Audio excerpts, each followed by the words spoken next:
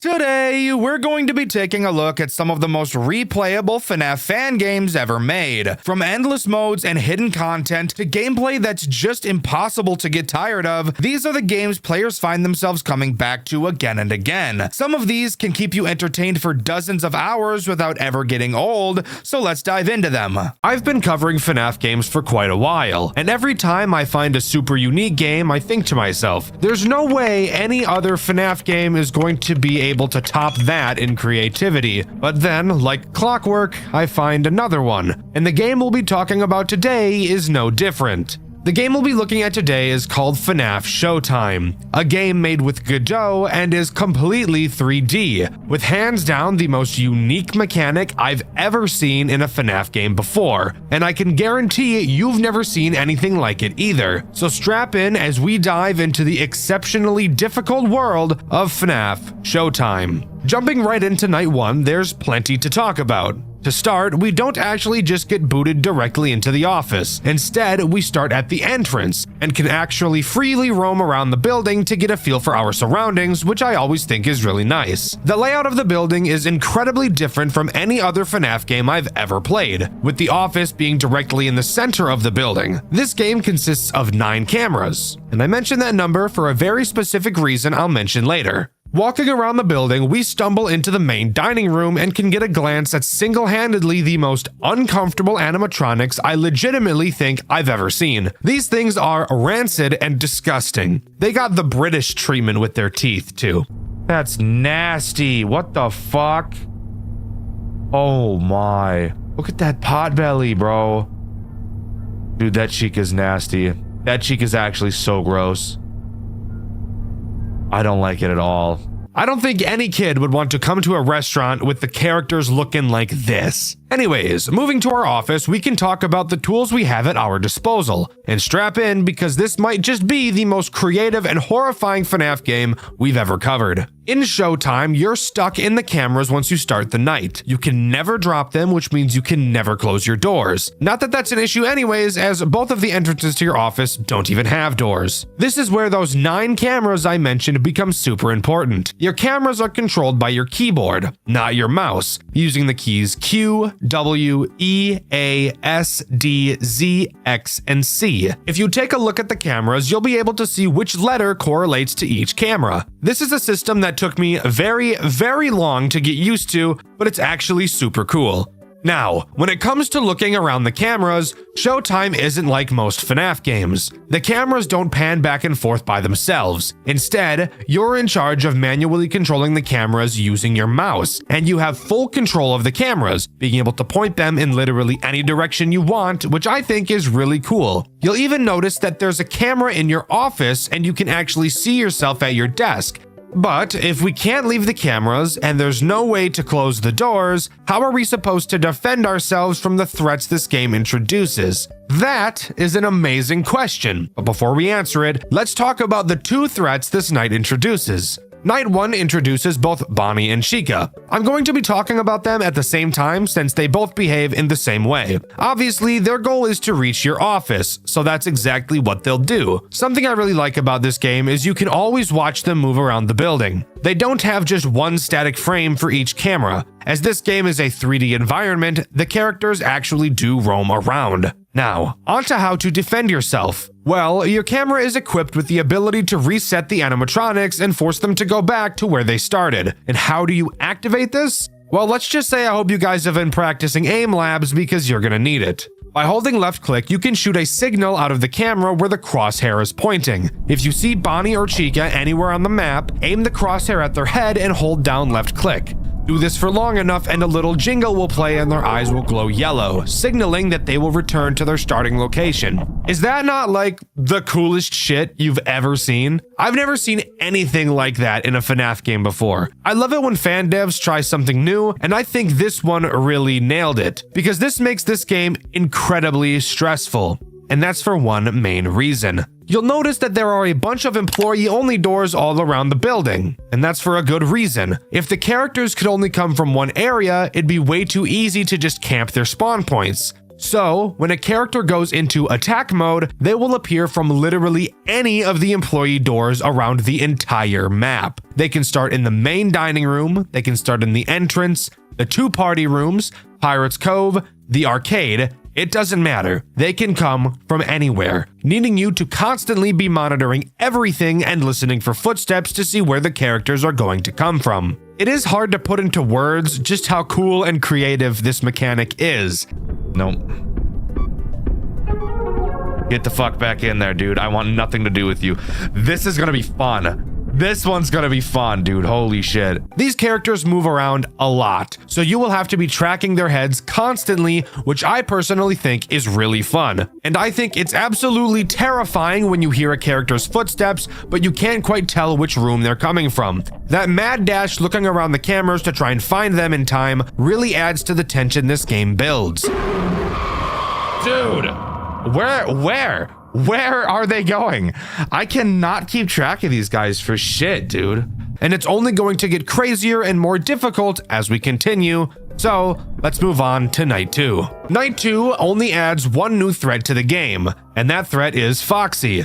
Honestly, not that big of a deal when compared to the other characters and their bullshit. Foxy is very simple. He stays in Pirates Cove the entire game. He'll slowly move through different phases before charging at your office. Throughout the night, just make sure you're shooting him to reset his position, and he really shouldn't be an issue at all. No, where the challenge of this game comes into play is Bonnie and Chica, and the awkwardness of aiming and resetting them, as a lot of the time it feels very unresponsive. One of the strategies I came up with was at the start of the night, pointing all of the cameras at every possible place where the animatronics can come from. That way I can watch all 9 of them at once and see which characters come from which doors. And this would be the perfect strategy, except for 2 main problems. Let's start with the smaller issue. But don't get it twisted, it's still a pretty big issue. The characters move very quickly when they're walking. That by itself isn't a problem. What is a problem is the inconsistent amount of time it takes to send the characters back. Sometimes when you shoot them to reset, you only have to hold the mouse down for 3 seconds, and other times you have to hold it for upwards of 8 seconds. This massive inconsistency makes it very difficult to deal with the characters properly. But now onto the much bigger issue, which I admit is partially a skill issue on my end, but it also shows one of the game's flaws. An animatronic can be in a room. No shit. However, if you're looking at a character in a room from a camera that is not in the same room, you will not be able to reset them, even if you can clearly see them and have your crosshair directly on them. I think this is a problem. As mentioned earlier, it can take several seconds to send these characters back. And they're very fast, so they will be switching cameras frequently. And you'll have to match what cameras they're going to constantly, since you can't reset them from the room that the camera isn't in, even if you see them. The part where this is a skill issue is, I haven't been able to learn the map perfectly, to know off the top of my head how all of the rooms are attached. When you control the direction of each camera, and there's 9 of them, it will very, very quickly become incredibly disorienting to even figure out which area of the building you're in, let alone track 2 characters that are constantly walking around all the time. Again, this specific part is a skill issue for sure, but I do think my previous point is an actual problem. Hey, got my fucking aimbot on, bro. What the fuck? This is cheating. Bonnie's cheating. The fuck, where is he? Oh shit. Dude. Where the fuck is he? What the fuck? Dude, where the fuck was he? I could not find his ass. The fuck he go to, bitch? But with that out of the way, let's move on to Night 3. Night 3 is actually a doozy, guys, I can't lie. While no new threat is introduced, an entire new mechanic is implemented that makes this game extraordinarily harder than you could ever imagine. What is that mechanic, you ask? Well, let me tell you, pretty much Satan. Now, at specific times throughout the night, all of the lights to the building will be turned off for at least 1 in-game hour, sometimes longer, making it incredibly fucking difficult to see anything. So difficult that through my playthrough, which you can see over on my second channel, Dexter Black, I actually had to change my graphics settings to make it easier for me to see, because there's no way in hell I would have completed this otherwise. However, there is something I want to praise this game for when it comes to introducing this mechanic, as thankfully it didn't just drop it directly on your forehead like I do with babies. Instead, it makes the early half of the night incredibly easy. While the phone guy is talking to you and the lights are on, only Foxy and Chica will be active, making it very easy for the first 2 in-game hours. Once 2 a.m. strikes, the power goes out for the first time, and it will come back on at 3 a.m. During this time, still only Foxy and Chica are active, and Chica will really only attack 1, maybe 2 times at most. Only after the lights come back on at 3 a.m. will Bonnie become active and start attacking. Once again at 4 a.m. the power will turn back off, wherein it will never turn back on for the remaining 2 hours of the night. So you get time to get a feel for the lights being off by only having to deal with Chica, who moves far slower than Bonnie does, and then they ease you into dealing with both of them at the same time. I think this is such a good way of introducing such a debilitating mechanic. It doesn't feel like this game is just prying open my asshole and filling it with its saliva. It's properly teaching the mechanic without directly making you feel like it's teaching you. This is a perfect execution of a mechanic like this, and as much as I hate the lights going out, this game made me hate it probably as little as I possibly could hate it, which I think is pretty cool. But with that new AIDS out of the way, let's move on to night 4. Night 4 is an interesting night, and another night that really shows off how wonderful this game is at introducing mechanics to you. With me just talking about how well the light function was introduced, this night has a brand new character so heinous, yet the developer was able to introduce them in a nice way, or at least as nice as possible considering how much this guy sucks. Night 4 introduces Freddy, the big kahuna himself. The role he plays is both very simple and the most terrifying at the exact same time. His goal is, of course, to get into your office. However, the way he does so is what makes him so scary. Unlike Bonnie and Chica, who wander around the building and then enter your office, when Freddy appears from a door, he will make a beeline directly for your office with no stops along the way. And Freddy is fast. Very, very fast. Freddy's music will start playing during the times he can attack. During the music, you'll hear him laugh. When he does laugh, that's how you'll know when he's about to open a door. So you'd better drop everything you're doing to focus on him, because once he exits one of the doors, you have approximately 6 seconds to deal with him before he starts digging in your butt. Now, I mentioned they introduced Freddy very nicely. How exactly did they do that? Well, Freddy activates while the lights are off on this night, so that's not very kind. However, during this Freddy attack section, both Bonnie and Chica will not be moving around, so this entire moment is spent focusing on Freddy as you understand how he works. Again, another beautiful execution of a mechanic like this. I dislike when FNAF games introduce a mechanic while everything else is happening with no explanation of how the character works. I think having the player figure it out on their own can be a good thing, but not while everything else is happening at the same time. Wonderful integration, but it makes me very scared for Night 5. Speaking of, let's move on to that. Night 5 overall doesn't add anything new. In general, it's just a much harder version of Night 4, and I'll explain why. Remember how I said that this game did a really good job of teaching the Freddy mechanic? Yeah, well on Night 5, let's just say they're not so nice. There are 2 blackouts on Night 5. The first is very kind.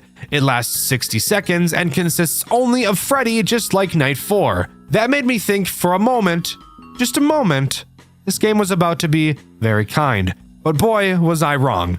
The second blackout happens at 5 a.m. and runs throughout the final hour. During this final blackout, all 4 of the characters are active, and it's by far the most stressful section this game has ever had. I was skilled and based enough to beat it on my second attempt, but that's only because I'm literally the hunky chiseled god. 2 additional things to talk about on this night. The first is that it reveals another Freddy mechanic. That being, he can attack while the lights aren't out as well, except there is a big difference. Something you'll notice about Bonnie and Chica is that Bonnie is significantly faster than Chica is. During the lights out sections, Freddy will be Bonnie's speed, which is why he's so scary. But while the lights are on, Freddy will move at Chica's speed, still making him a big threat since he goes right for your office, but also makes him easier to deal with. The last thing I want to talk about before we continue is Golden Freddy. During my playthrough of Night 5, which you can see over on my second channel, Dexter Black, I actually had Golden Freddy appear. He appears in your office, and I didn't dare look at him with the office camera, but you can see I was looking at him through one of the party rooms. But with that, that's all Night 5 has to offer. I assumed there would be some form of cutscene after completing it, but no, I was not so lucky. Instead, we're just thrown right into Night 6, where I'm sure we'll have just a perfect happy-go-lucky time.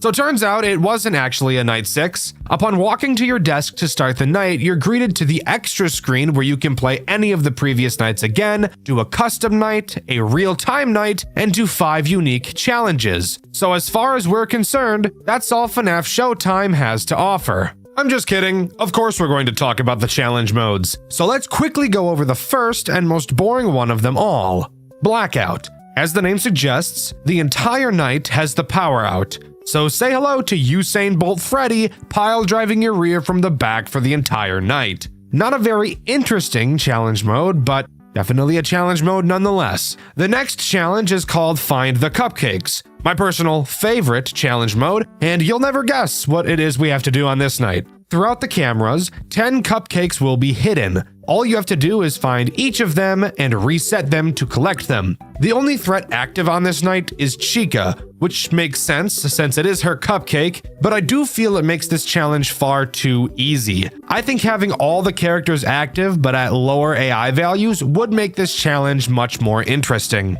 This next challenge we're going to talk about is very, very evil. Like, think of the most evil thing you could possibly imagine, right? Think about it. Think of its shadow, right? Start with like a shadow, just got like a shadow ball, and now mold that shadow. Put it between your fingers, let it slide like you're making some clay bowl in art class in 5th grade, right? Shape it into the most annoying, fucking terrifying piece of garbage you can possibly think of. Is the shadow you molded the shape of Balloon Boy? Because if it is, you guessed this challenge night perfectly. This challenge is called Camera Problems, and I bet you can take a perfect guess as to what that means. During this night, while all characters are active, Balloon Boy will occasionally, and very frequently I might add, cause one of the cameras to break. When he breaks a camera, he himself will be present in the room of that camera and you'll have to reset him. But how do you do that if you can't access the camera? Well, you'll have to find him in that room from another camera and reset him through that one. And Balloon Boy, we all know him, is just an asshole. Piece of shit, smelly ass, goofy ass, shitty ass, pissy ass, farty ass, sharty ass, stupid ass, dumb ass, bitch ass, dunce ass, fuck ass boy. This is an incredibly difficult challenge, and I love that a new character was created specifically for it. I think that's really cool. The next challenge is called Above and Below, and did something I would have never expected. All it does is add a brand new character alongside all of the other ones we've already been having to deal with, that character being Mangle, who is by far the most terrifying character of them all. You'll notice that above each employee door, you'll also find a vent. These vents are where Mangle comes from. And the challenge for Mangle comes from both her being on the ceiling and by being the fastest character in the entire game, even outspeeding Bonnie and Freddy. That's all this challenge is, but holy shit, Mangle is so fucking fast and it makes this challenge one of the hardest. But I still don't think it's quite harder than Balloon Boy's. The next challenge is called Divided Attention, and you'll be able to guess exactly what this night is going to offer the moment you load into it. That being the fact that you can hear a music box, and if you check the prize corner, you'll see a small music box on the counter.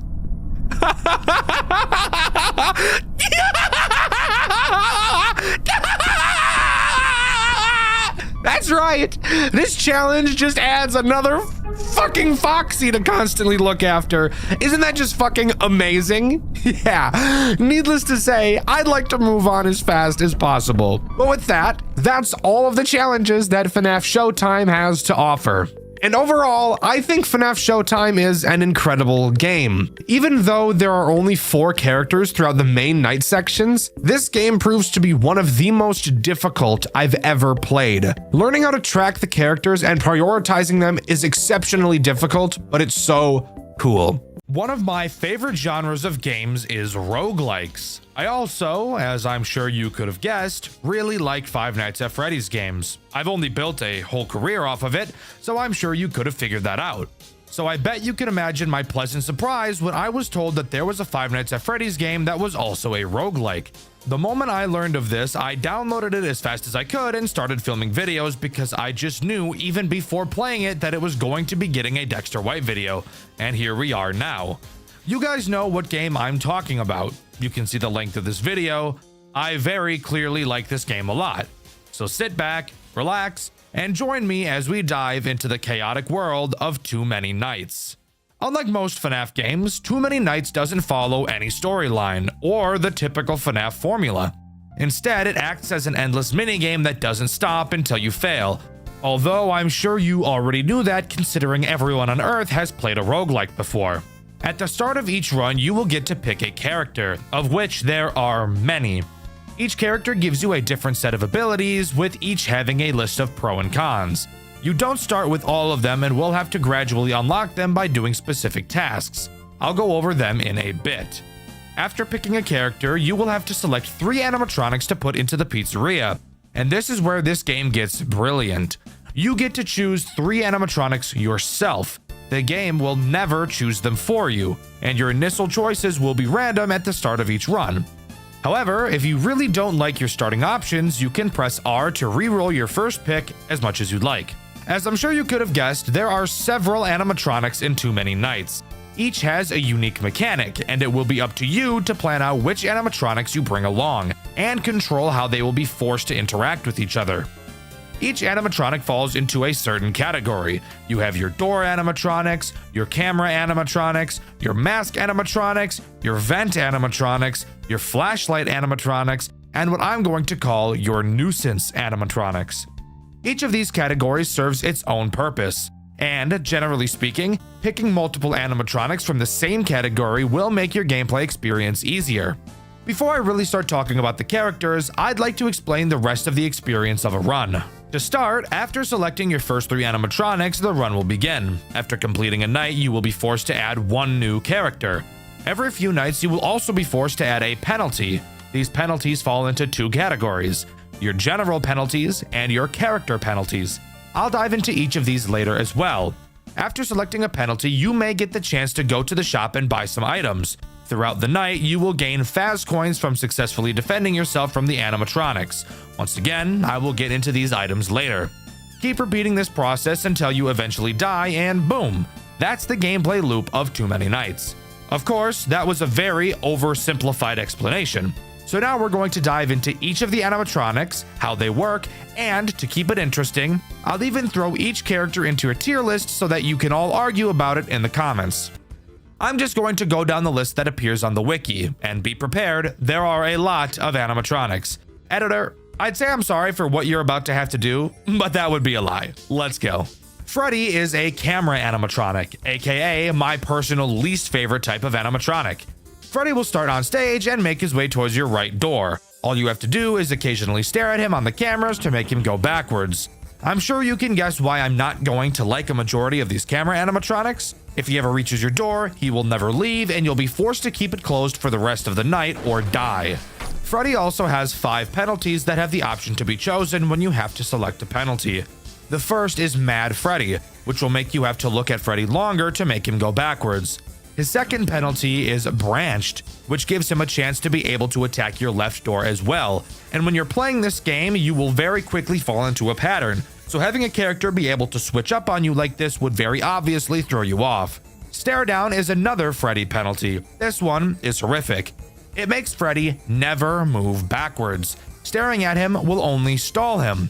However, to compensate, he moves a lot slower, and the camera doesn't have to be up for you to be able to stall him. Invisifreddy is a penalty that I'm sure you could take a solid guess at what it does. That's right, it makes him fucking invisible. Isn't that great? Sure, a sound cue is added to his movements, but fuck that. That just sounds like AIDS. Finally, we have Nuh-uh, a penalty that's just so silly. When Freddy gets to your door, he will prevent the door from ever closing again throughout the rest of the night. Isn't that awesome? No, it isn't? Yeah, I know. Don't choose this one if you can help it. Overall, I'm not a fan of Freddy, but without penalties, he isn't the worst character in this game, so I'm going to give him a C tier. Bonnie is a door character, aka a character I usually like to pick.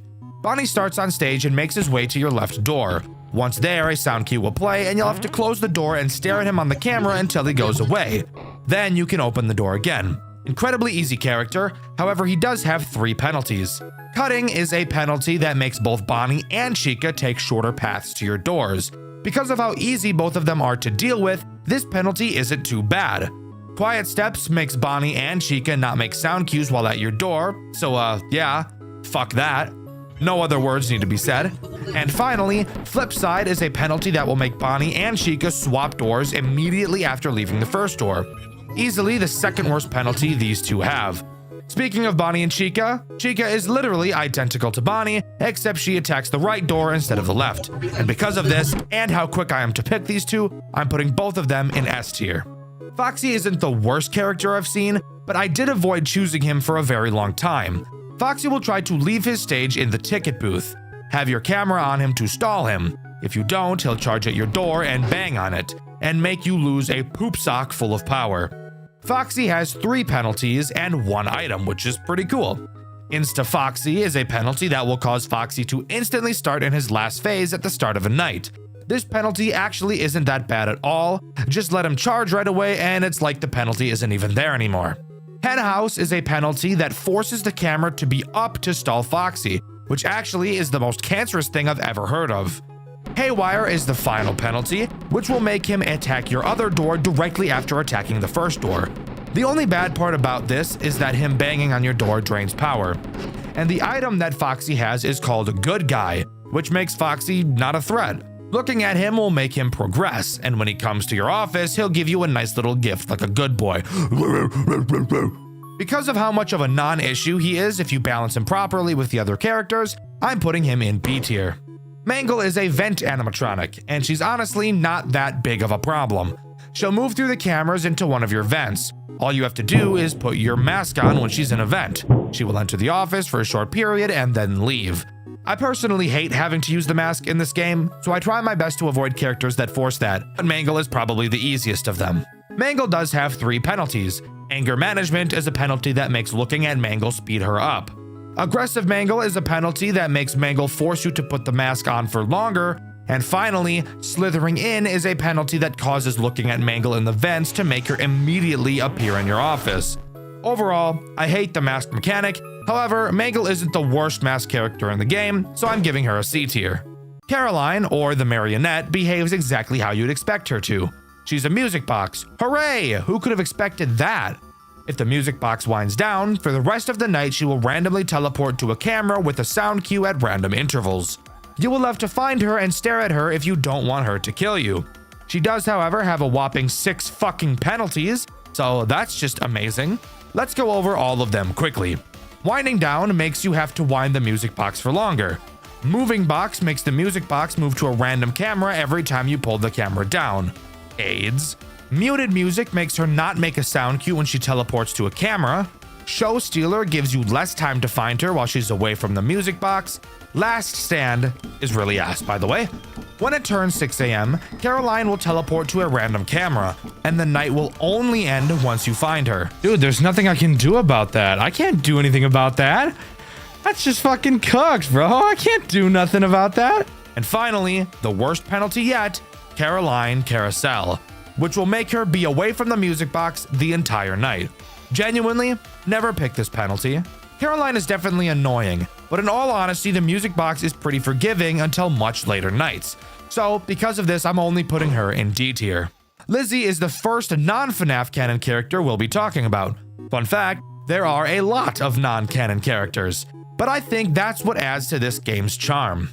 Lizzie herself isn't actually the threat. She spawns down bitty buds in your office while your camera is up. Simply hold your flashlight on them and they'll disappear. If there are too many, they'll call Lizzie and she will then kill you. Lizzie has 2 different penalties as well. Speedy Bud will make the bitty buds call Lizzie to your office faster, and Help Wanted will turn the brightly colored bitty buds into dark colored plush Lizzies, which are much harder to see in the very purple office.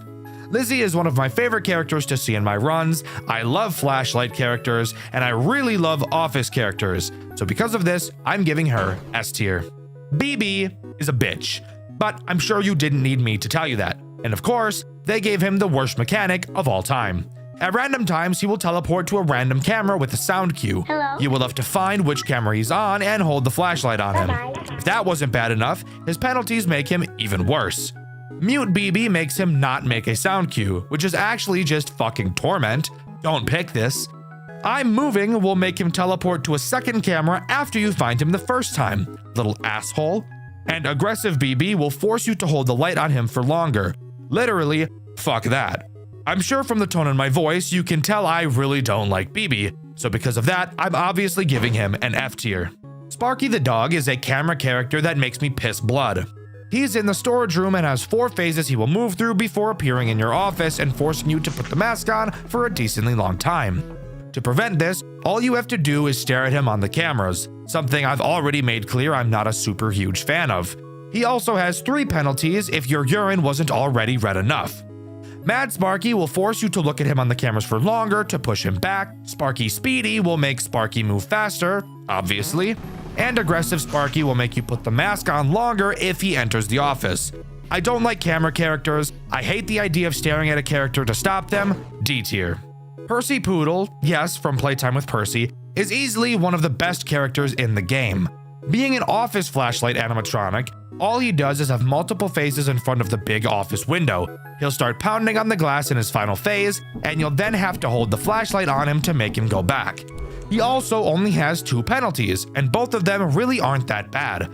Aggressive Percy will make him only go back to his last stage the first time you deal with him, but only the first time, so who cares? And Mute Percy makes him make no sound cue when he's pounding on the glass, so just open your eyes and this won't be a problem. Percy is simple. Percy is always an easy pick. S tier. Rowan Rat, on the other hand, is actual fucking torment. At random times, he will appear in any of the 4 corners of the building. When you see him in one, shock him and he'll go away. You will also have the ability to use a radar to detect where he is and where he's going.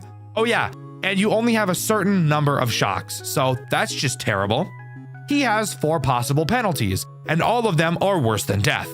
Aggressive Rowan gives you less time to shock him. No radar removes the fucking radar, making you constantly have to check all 4 corners yourself.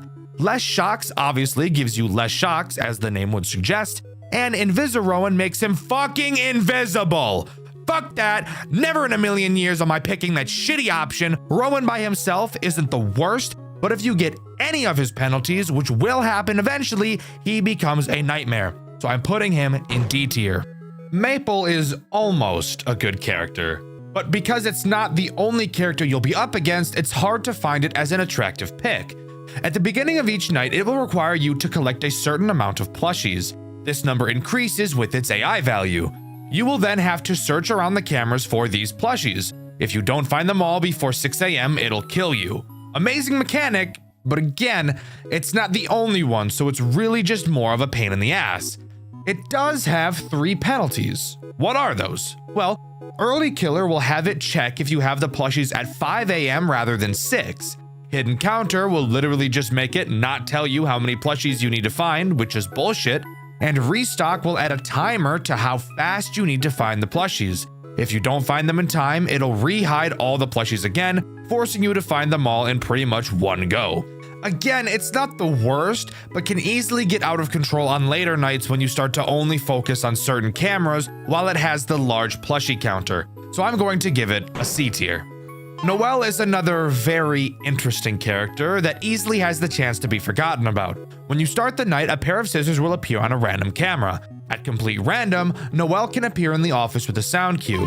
When it does, you need to find the scissors and click them to make it go away. The scissors will then teleport to another random camera. If you don't click the scissors, it'll force you to put the mask on for a few seconds, which is a long time in this game. Noelle, of course, has 3 penalties. Pull down will make it forcefully pull down the camera when it enters your office, which could honestly be seen as a good thing. Bro, that's not okay. I fucked myself. Having the force pull down from Noelle mixed with the Roby absolutely fucking creamed my ass, dude. Aggressive Noelle is terrible. When it enters your office, if you click any camera aside from the one with the scissors, it will immediately make you put the mask on. And Crazed Teddy will cause it to insta-kill you instead of putting the mask on. A certain item does affect Noelle, however. If you have Chill Pill, you will get 4 additional seconds to put the mask on when it attacks you, which is a lot of time in this game. I'm not a huge fan of Noelle, especially not when it has Aggressive on, so because of this, I'm going to put it in C tier. Melatonin is a real bitch of a character. It moves around the cameras, but it's invisible when it does. You'll hear it laughing in one of your ears, and on the 3rd laugh, you'll have to close the door of whichever side it's on until you hear it leave. It has 2 penalties that just serve as the salt in the wound as well. Switch Up is easily the worst. Before it moves, you'll have to check the dining room to see a counter for how many laughs it'll have before attacking, now being randomized from 2 to 4. Unplanned only makes its first laugh on the correct side, needing you to remember which side it was originally on. I don't like characters that I can't see.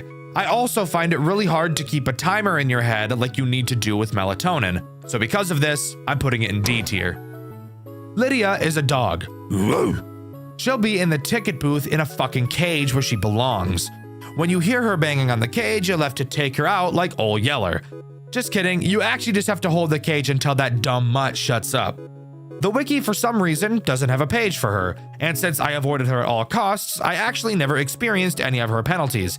But if I had to guess, I'd bet one of them makes you hold her cage for longer and another makes her not make noise when she's attacking. But going off of how I know her to be with no penalties, I'm going to put her in C tier.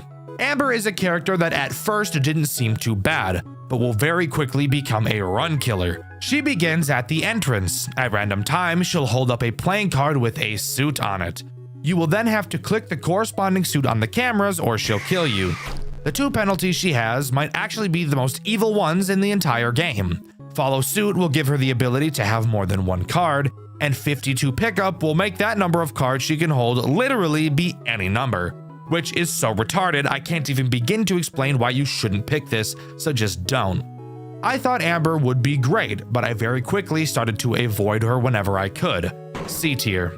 CG is annoying, a nuisance character, but not very hard to deal with unless you get unlucky. She will randomly move around the cameras, and if you look at her on the cameras for too long, she'll make you put the mask on for a really long time. Her penalties aren't really the worst, however. Aggressive CG will make you put the mask on for longer, and Insta CG will make her enter your office if you look at her, period, even if only for a fraction of a second. However, a monitor is added to your office showing exactly where she is at all times so that you can easily avoid her. There are much worse nuisance characters, and if you don't have any of her penalties, she really isn't a problem. B tier. Desam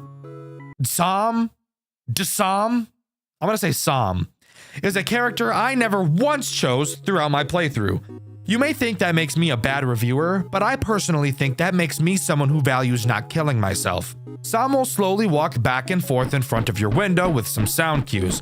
Before he gets to a door, you will have to close it, making him a character you pretty much always have to be watching. He has 2 penalties. Quiet Sam removes his sound cues, and Invisisam forces you to only use his sound cues. So pick your poison, dumbass, or even better, just don't pick this character. D tier. Roby is torture. I thought he wouldn't be so bad, and let's just say I wasn't so right.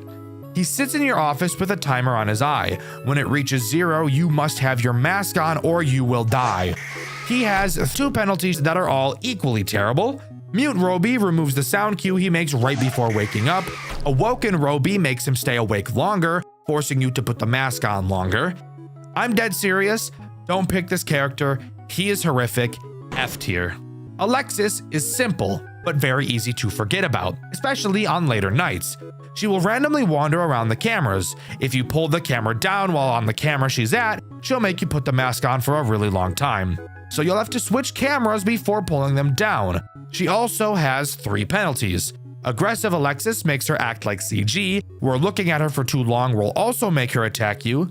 Sneaky Ghost will only make her appear on a camera after you look at it for a second, and Crazed Ghost will insta-kill you instead of making you put the mask on.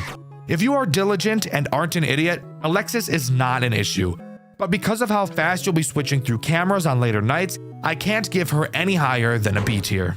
Onion is another character I never choose. When you pull up the cameras, there's a chance he'll be on them and quickly run left or right. You will have to close the corresponding door. If you close both, he'll drain a bunch of power. Again, for some reason he doesn't have a wiki page, so I don't know what his penalties are, but just knowing what he does, I'm going to put him in C tier. T Generic is a very annoying character who I only choose if every other character was ass. He will be in the entrance with an arrow on his face. Once he leaves the entrance, he will go to whichever vent he was pointing to, and you'll have to stare at him in that vent until he goes away. If he gets into your office, you'll have to put the mask on for a very long time. He has 3 penalties that somehow make him even more annoying.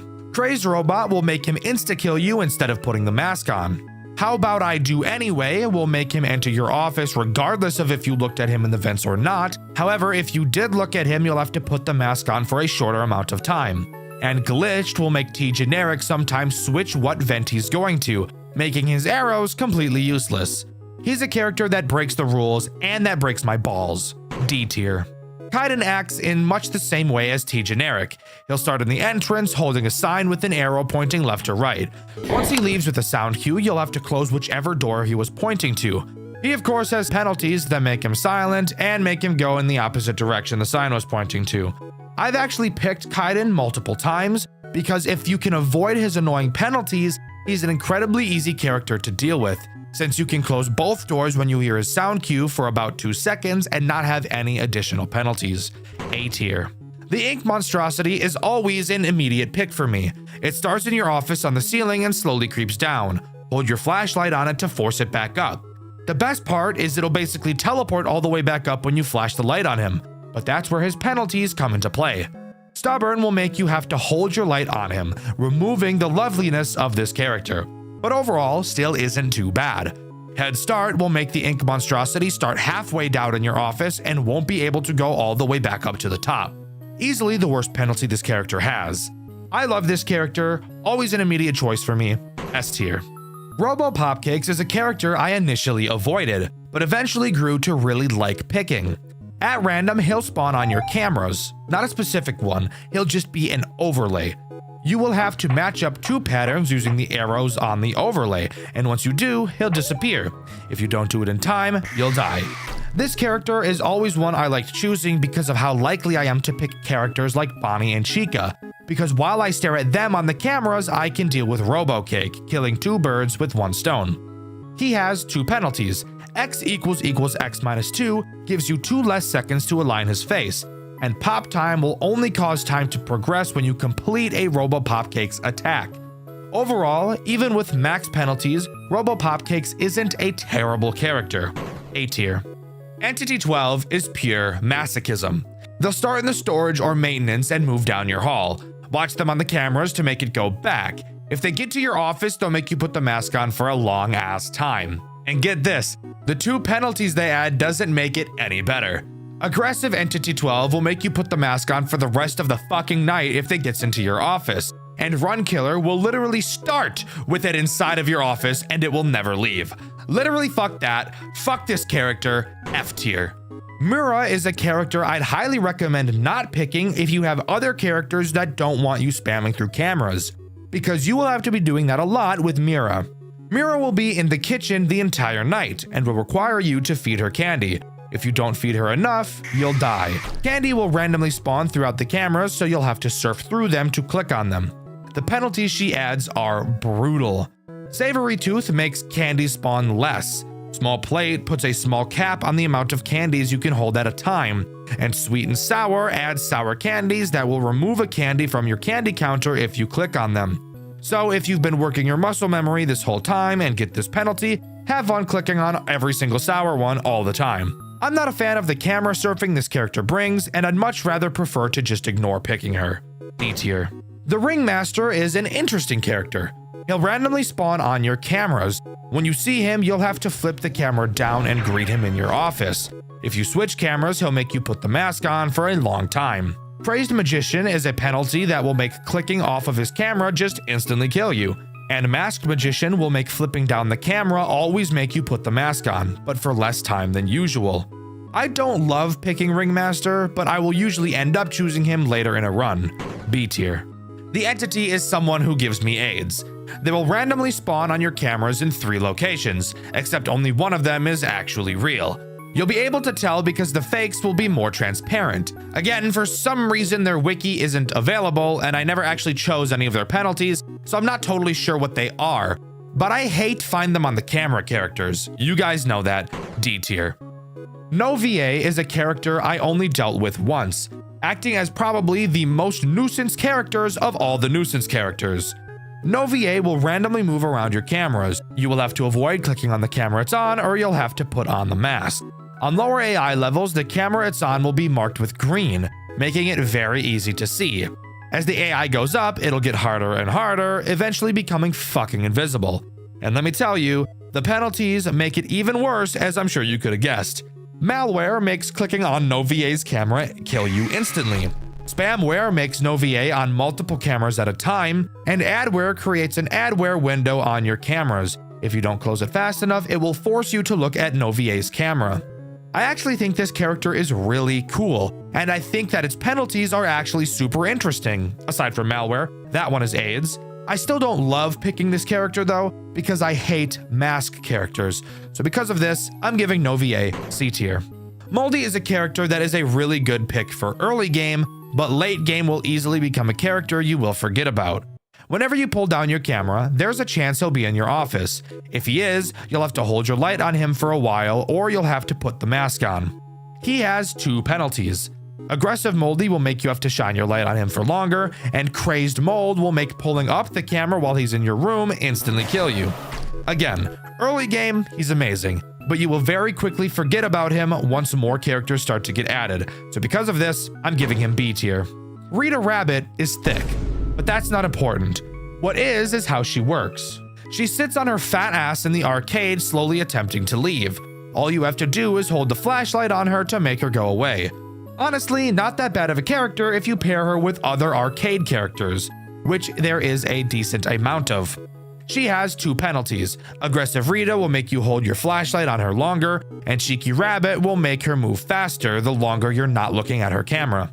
If you know how to stack her with other characters properly, Rita shouldn't be a problem even if you have her penalties. A tier. Coral is another character that I love seeing as an option to pick. Coral will randomly appear at either of your doors with no sound cue, so you'll have to make sure you're paying attention. Simply close the door he's at and he'll knock, letting you know he's left. He has 2 different penalties. Blinding will make you additionally hold the flashlight on him for a while, and making sure will force you to have your camera down while the door is closed in order for him to leave. I love this character, he's super easy to deal with, S tier. Shrimp is another character that just makes me giddy with joy whenever I see her. Shrimp will occasionally spawn some shrimp food in your office on either side. Whichever side it's on is the side you have to close the door of until the shrimp food disappears. The 2 penalties she adds are easily some of the best to deal with. Big Shrimpin' is a penalty that will cause the shrimp food to have the chance to be really big. If it's really big, you just have to close both doors. And Small Shrimpin' gives the food the chance to have the lid off. If it is, all you have to do is close the door to the opposite side of the food. Shrimp is incredibly easy to deal with, she's satisfying to deal with, and she doesn't use the fucking cameras, which I love. Easy S tier. Worm is the next character we have to talk about, and I avoided this guy like the plague. I was very scared of how it was going to work, so I never actually ended up using it. Worm will start in the dining room and go down your right hall and will stay there until you open the door. When you open the door, it'll crawl through your office. Avoid looking at it either by using the mask or looking at the cameras until it leaves. It also has 2 penalties. Snail makes it move across the office slower, and Digger will make Worm add another bar of power usage while it's at your door. Worm just seems like a character that would completely disrupt the flow of the night, and because of that, I'm putting it in D tier. Kyle and Bob are the 2 next assholes I want to talk about, and these guys are weird, and also really shitty and confusing, and I don't fully understand them. Kyle and Bob are 2 separate animatronics, but they work in tandem. Both of them are vent characters. If Kyle, the yellow one, enters your vent, you have to look at him on the camera or he will enter your office and make you use the mask. If Bob is in your vent, you can't look at him on the cameras or he'll enter your office and make you use the mask. The only problem is, I was never able to figure out how to tell which one entered the vent. At first, I thought maybe they'd alternate and I'd have to remember, but then during one run, Kyle attacked twice in a row. So I'm thinking there has to be something I'm misunderstanding about these two. Of course, they each have 2 penalties. Crazed Sun makes them instantly kill you if they enter your office, and Eclipsed will make one of them invisible while the other is in the vent. I tried to like these guys, but because I'm retarded and can't fully figure them out, they were never for me. D tier. Magi is a pretty interesting character. He will consistently walk back and forth in front of your window. At random, he will make a sound cue letting you know he's about to attack. Come on, go, go. When he does, you have to close the door to the side he's on, leading to you needing to keep track and remember which side he's on at all times. This isn't too bad for someone like me who tries to be able to stay in the office as much as possible. Magi has 3 penalties. Reach around will change the way his sound cues work. If he says surprise or you won't see this one coming, you will then need to close the door to the opposite side he's on. This can be confusing for obvious reasons. Do it myself is a penalty that will make Magi attack the opposite door whenever you deal with his puppet the first time. And Invisimagi makes him fucking invisible, as I'm sure you could have guessed. Magi is not my favorite, but I have no problem picking him later in the run when things are getting tight. B tier. Mallory, on the other hand, is torture. She stays in the ticket booth. At random, she will hold up any amount of fingers on one hand. You will then have to flash her with the flashlight that many times. If you flash her too many times or not enough, she will dash at your door 15 times. This is AIDS. And I can't even lie, 15 times? Why so many? Seems a bit overkill, don't you think? But let's talk about her penalties, which she has 3 of. Ambidextrous will make her be able to show you up to 8 fingers. DoorDash will make her charge 20 fucking times instead of 15, and DoorDash EX makes her charge your doors for the entire night. Easily one of the most bullshit characters when you have her penalties on, but if you can avoid choosing them, she's only really ass because her hand is conveniently behind the fucking camera map. D tier. Roy is one of the only camera animatronics I can actually stomach. He starts in the dining room and slowly makes his way to your office. You can lure him to a previous camera by holding your flashlight on them. Since he's a moth, he's attracted to the light. He only has 1 penalty, Aggressive Roy, which will just make you have to hold the light for longer to get him to move. Overall, very solid character, and not too annoying to handle until his AI value gets really high. A tier. Silly is kinda silly. Fuck, editor, cut that out. Silly is my favorite vent animatronic. He moves around the cameras, who gives a fuck? Eventually, he'll enter one of your vents. When he does, all you have to do is hold the flashlight on him before he enters your office and eats your butt. He also only has 1 penalty, Aggressive Silly, which makes you hold the flashlight on him for longer. Very simple character, he makes sound cues, I like sound cues, S tier. Next up, we've got Bop. She's an interesting, ADHD-riddled little fuck. When you pull down the camera, there's a chance she'll be standing in your window. She will then dash towards either of your doors. Simply close that door before she gets to it. She has 3 penalties. Layered Square will make Bop charge your doors multiple times. Bop Spawn will cause Bop to be able to spawn at your window even if the camera is down, and Force Down will make Bop force your camera down if it is up. A character that requires quick reaction time, and when more characters get added can be easily missed. E tier. Venus is a fucking plant. Oh, you want to know what they do? Sure, that's fair enough. Venus will sit in the kitchen the entire night like your mom in the middle of the night looking for more food, even though she ate 65% of dinner that night. Throughout the night, bunnies will spawn in your room and you'll have to click on them to collect them. You then feed these bunnies to Venus in the kitchen camera. Very fucked up, Venus. These bunnies are cute. Venus has a hefty 4 different penalties, actually being one of the highest in the game. Wabbit hunting will make the bunnies in your office jump around, making them harder to click. Except they're still not hard to click, so it's not that bad. Depopulation will make the bunnies spawn less frequently. Wanderer will make Venus randomly move around your cameras instead of camping the kitchen. And Mako will add Venus's friend Mako into your office. If you click on him, you'll die. Venus is very fun to play with. Their mechanic is satisfying, clicking on the bunnies is fun, and even most of their penalties aren't too bad. S tier. Cyrex is the next character we need to talk about, and I absolutely hate her. She starts in the ticket booth and slowly makes her way to your office. Before she gets to your office, you'll have to go to the ticket booth camera and call her to your office manually and then put the mask on. If she gets to your office by herself, I'm assuming you can guess what happens. And if you couldn't have already guessed, her penalties aren't much better. Rising aggression makes her make you put the mask on longer the longer you take to call her to your office. And Call Tracker will randomize the camera the call button is on every time you use it. This character is Torment. This character is Anguish, F tier. Next we have Ellie, another character so potently AIDS I fear even talking about her. Her goal is to chew the wires in the storage room to cut your power. You will have to watch for her in either hall. When she's in one, you must make sure the door on that side is open and shake a box of snacks on that side of the office to lure her inside of the office. She will leave shortly thereafter. If your office door isn't open when you lure her, she will bang on the door and drain your power. She also has 3 penalties if this didn't already sound terrible enough.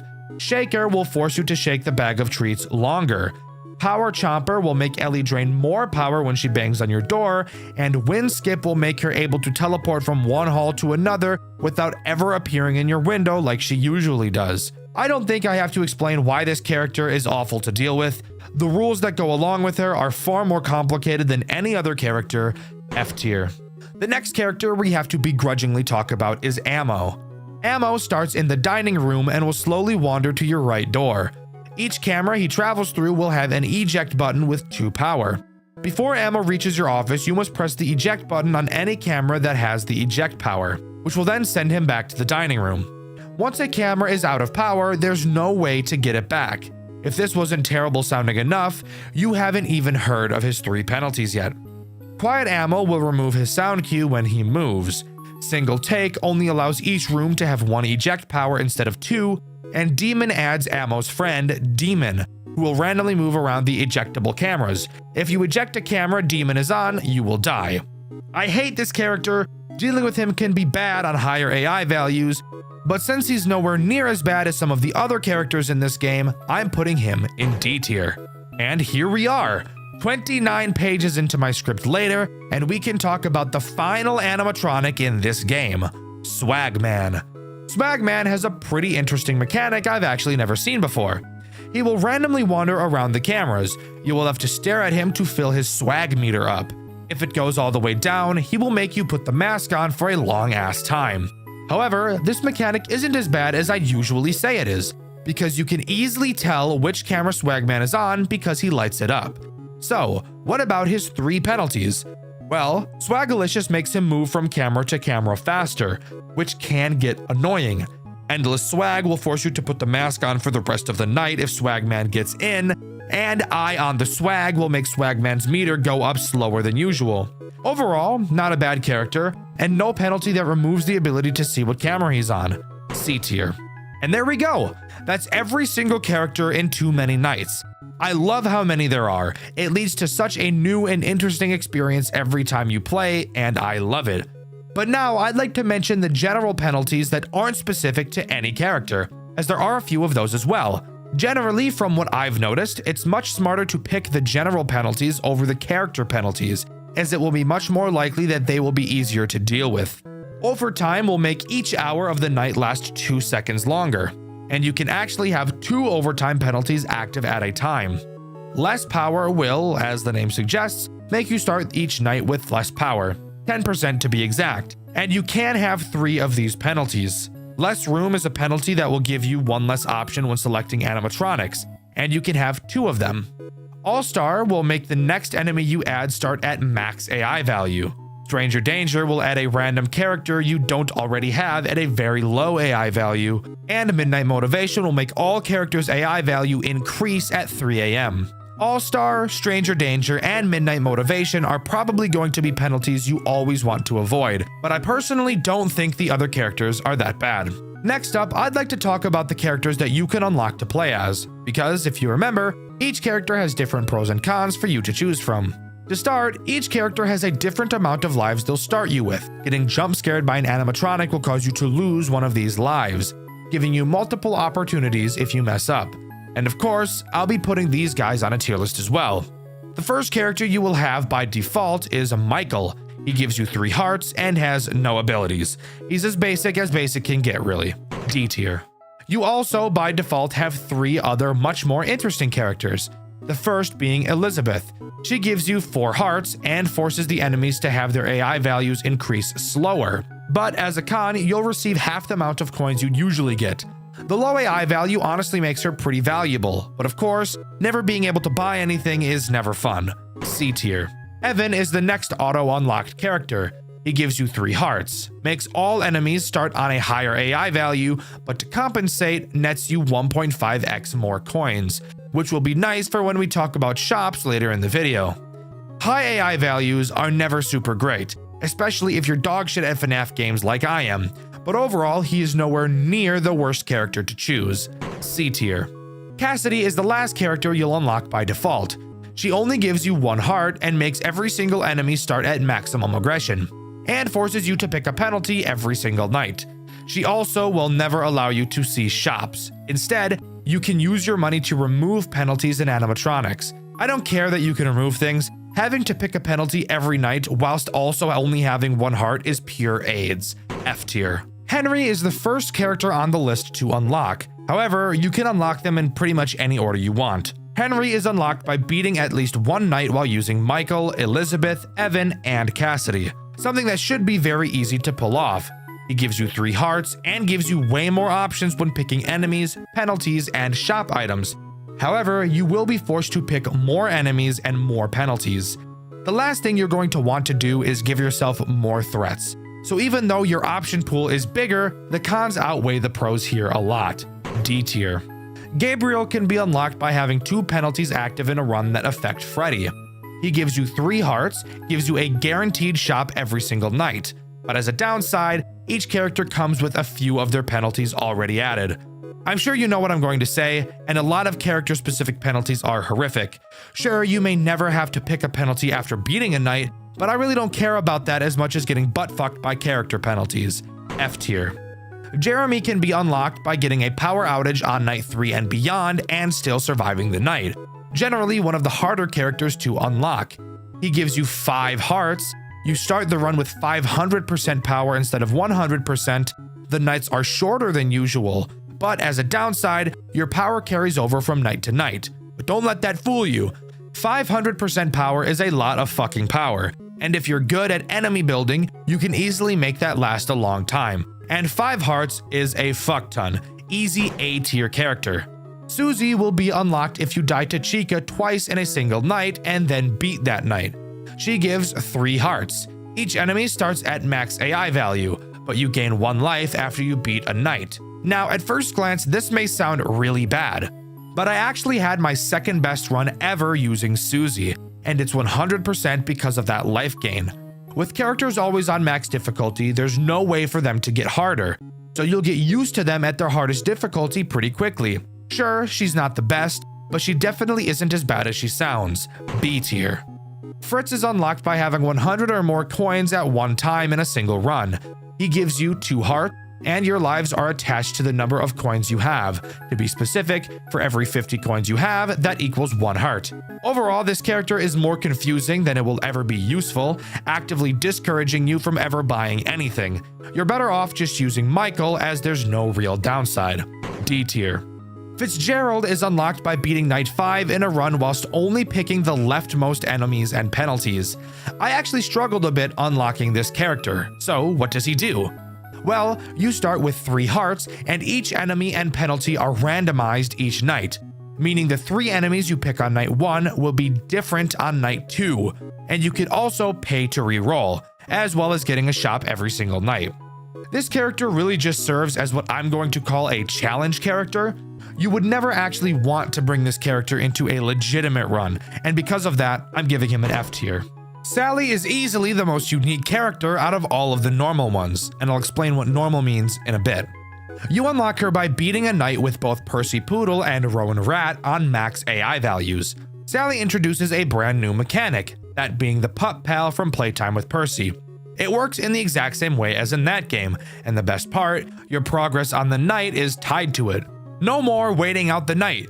You will have to complete the games on the pup pal for the night to end. Again, this goes to serve as more of a challenge character than anything else, as playing Sally will by default make the game much harder, and because of this, I'm giving her F tier. Again, Not because she's not a fun character, but because if you're trying to get far in a run, she's not the character for you. And finally, we have the man himself, Scott Cawthon, who is unlocked by completing Night 3 with every other character in the game. And of course, since he's the final character, he has the most interesting mechanic.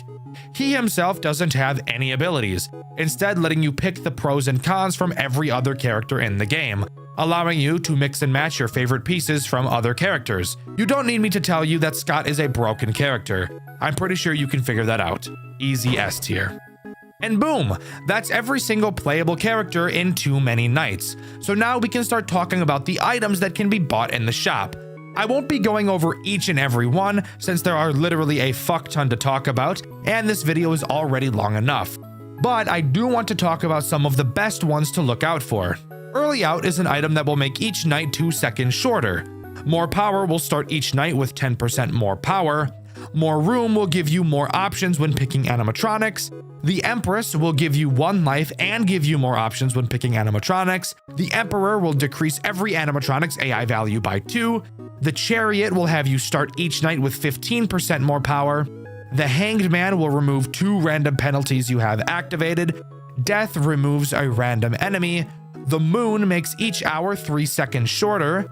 Fritz Children's Bible will make items you can't afford never show up in shops, and Sparked will make sparks appear randomly on cameras, and touching them will increase your power. Those are all of the yummy mashed potatoes in my belly items that I like to look out for in the shop. Again, there are a lot more, but I think it would just be really boring to go over all of them.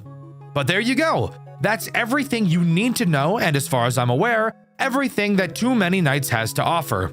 I would highly recommend you give this game a try.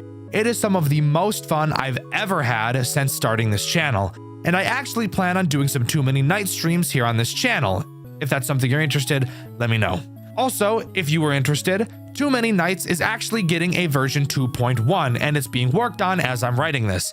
I'm super excited to see what it has to offer once it's fully released. This game is so incredibly unique and combines 2 of my favorite game genres of all time into one amazing game.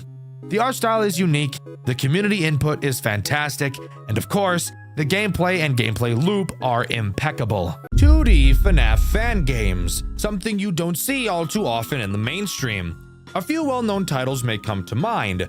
Maybe you think of Playtime with Percy, One Night at Flumpty's, or maybe Too Many Nights pops into your head. However, as of recently, I'm sure there's another very popular 2D FNAF fan game that you can think of. One that's made the rounds in my comment section so much that I can't release any video without getting asked to cover it. Five Nights at Frederick's. I was honestly expecting to not like this game, and no, it's not because it's popular.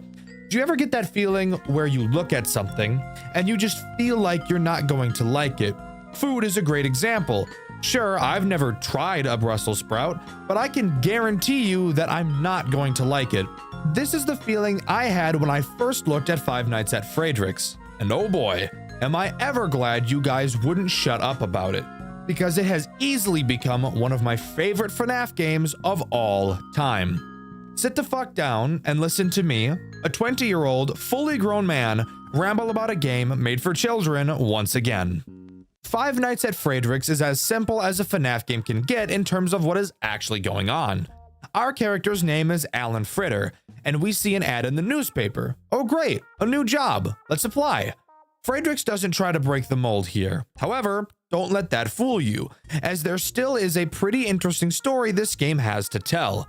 Given the fact there's not much exposition to talk about, we instead get to hop right into night 1 and go over to the office and look at the tools at our disposal.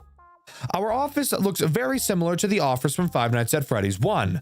2 doors to the right and left of us, some cameras, bada bing bada boom, classic Five Nights at Freddy's. So, why does this game stand out to me and so many others then? Well, I'm glad you asked. Opening up the cameras, we will see the first main gameplay loop Frederick's has to offer. Going to the kitchen cameras, we will see that we're able to make pizzas. This will very quickly become the biggest priority in the entire game, but I'll go into more detail with it when it becomes relevant. But to keep it simple, always make sure you have a pizza cooking. When a pizza is done cooking, you will be able to hear a ding sound cue. That lets you know that you need to start making the next pizza. You'll notice that the doors in your office are replaced by lasers. This is one of the many interesting quirks this game has. Let's go over a few other fun stuff in the office. Occasionally, when you flip up the camera, some things have the chance to change in your office. For example, the main poster can change to have references to other fan games such as Five Newfangled Nights, Five Nights at Frickbear's 3, Not Bear, and Too Many Nights. I think including references to other fan games really helps pull the community together, which I really like. With that out of the way, now we can dive into the threats this night has to offer, starting with this game's Bonnie, or as this game calls him, Bernard das Karnickel. Yes, by the way, each of these characters in this game have been given a German name. If you'd like to know the reason why, tough shit, because even the dev doesn't know why he chose to do this. Bernard acts somewhat similarly to Bonnie, being the character that attacks your doors, except this time around he can attack both instead of just one. A big step up from what he usually does. Friedrichs has no lights on the doors, so you'll have to look out for Bernard's fingers to be able to tell that he's there. If he is, use the lasers to shock him and he'll run away. If you don't do so fast enough, he'll step into your office and kinda just stand there, blocking the laser button and just kinda stare at you with his dopey ass face. This is also a good portion of the video to bring up how the power usage in this game works. It's obviously the same as any other game in concept. The more things you're using that waste power, the higher the usage will be, and the higher the usage meter is, the faster your power drains. You'll notice a difference in this game than in a game like Five Nights at Freddy's 1, where in FNAF 1, the moment you stop using something, the usage will instantly decrease, whereas in Friedrichs, the power will decrease exponentially. However, this may also just be a visual thing, so maybe I'm just talking stupid right now. This night also introduces Chica, or as this game calls her, Clara das Kuchen. Clara is the reason why cooking the pizzas is so important. Clara will enter the kitchen. If a pizza is not cooking, she'll take charge and start cooking one herself. Except there's something really funny about that. And that's that she literally fucking sucks so bad at cooking you would not believe it. If you let Kara put her pizza into the oven, the building will very quickly start on fire. Very on par for a FNAF game, by the way. When the building is on fire, a brand new mechanic is introduced, the sprinkler system. If your building temperature reaches 120 degrees, none of the electronics in the building will work. That means no cameras and no lasers. This, of course, will result in a death, so you have to use the sprinklers to stop the fire. I honestly think that the sprinkler mechanic is the coolest addition in this entire game. Once you use the sprinklers, the monitor in your office will display how wet the building is. The higher the percentage, the longer it will take for things to activate when used. For example, once you use the sprinklers, it will shoot up to 100%. If you were to then do anything, from trying to start another pizza to using the lasers, you would have to wait around 2 seconds before they would actually activate after pushing them. This doesn't make the game impossible, and this percentage will slowly decrease back down to 0, but this is actually so fucking cool. It's something I don't think I've ever seen before. If you fail a mechanic in the game, instead of just losing, you're given the opportunity to correct yourself. However, it does come at the cost of needing you to react even faster until the wetness goes all the way back down. Yes, it does make the night stressful, but I think it's super cool and once again is my favorite mechanic in the entire game. Let me know what you guys think about it in the comments below. There are actually no post-night minigames in Friedrichs, which honestly feels weird to say since I usually spend a pretty decent amount of time in each video talking about them. But since there aren't any, I'm safe to move on to Night 2. God, this game just makes my days so much better. Night 2 introduces 2 new threats. Let's talk about the character you'll recognize more first. Foxy, or as this game calls him, Felix der whatever the fuck, I'm not gonna try to say that. Surprisingly, Felix wasn't given a Foxy-like mechanic. Instead, he almost does the opposite. Kind of. Where in FNAF 1, the more you watch Foxy, the less he moves. Felix is the opposite. The more you watch him, the more he moves. And in much the same way as Foxy. And by that, I mean you don't really have to be looking at him, but rather just have the cameras up. You see, Felix might just be a little bit of an autistic fellow. He really likes this spinning casino wheel, so much so that he will get very upset when it's not spinning. Depending on the difficulty setting, you will have a predetermined number of times that you can flip up the camera before the casino wheel stops spinning. And when it does stop spinning, Felix will haul ass to your office to politely ask you to spin it for him again. He's checking up, he's like, please, turn your wheel back on. I like it when the wheel is on. When he's in your office, he'll block the laser button, preventing you from keeping Bonnie or another character we'll mention later out. To spin the wheel, all you have to do is go back over to the camera and push the spin wheel button, where he will then sprint back out of your office to continue watching it spin. Felix and his mechanics remind me in a way of Clara, a general timer that counts down to an event that will make your run more difficult, and its fix is to just click a button on the camera. Now, you might think that because of that, I'd call this a lazy design, and while technically yes, it is pretty much the same recycled mechanic, I actually think that it makes the gameplay loop more enjoyable. Why?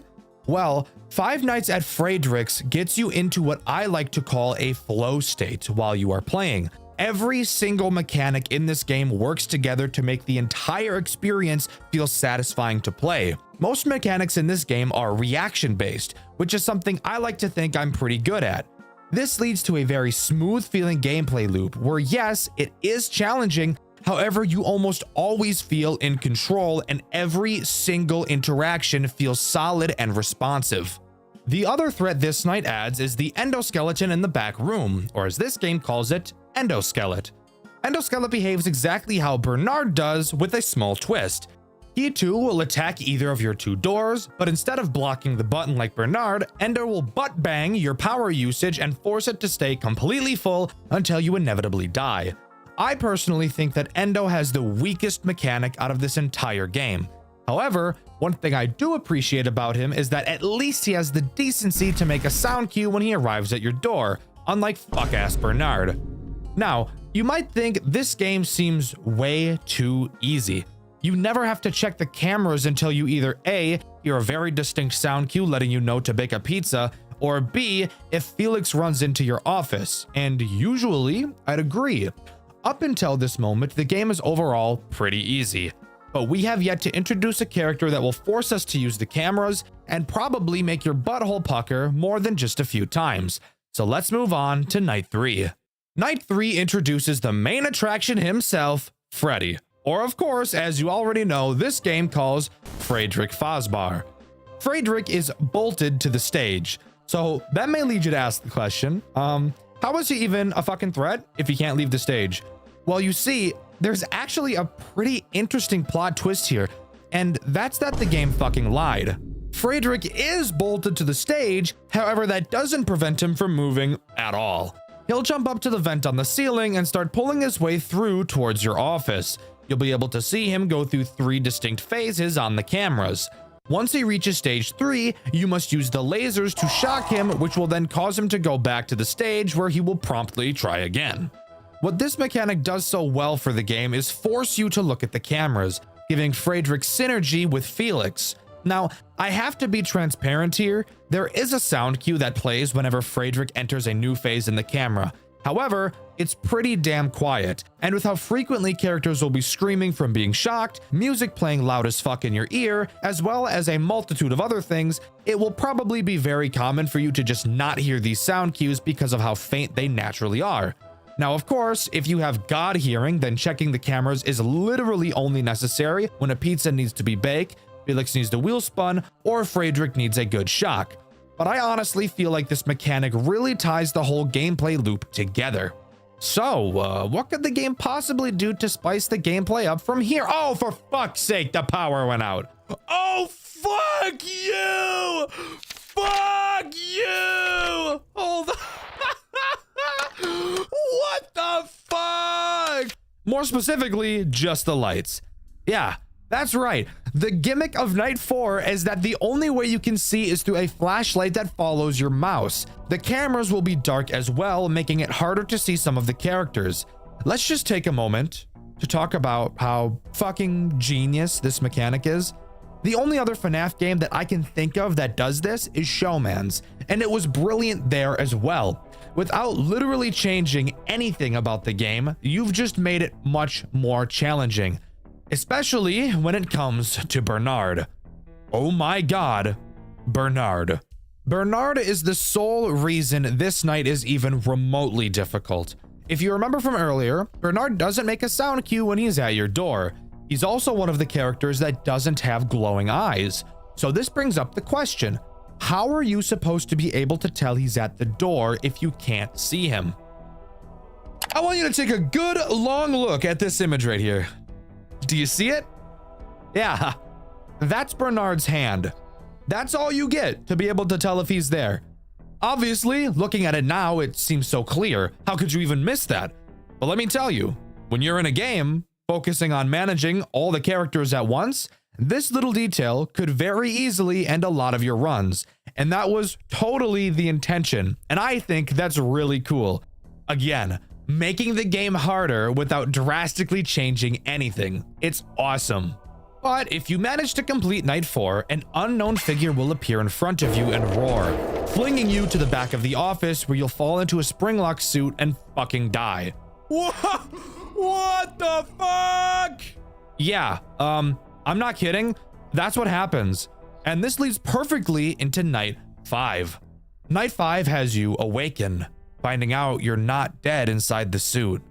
Getting back up, you notice the figure that caused your death was Golden Frederick, the final boss of this game.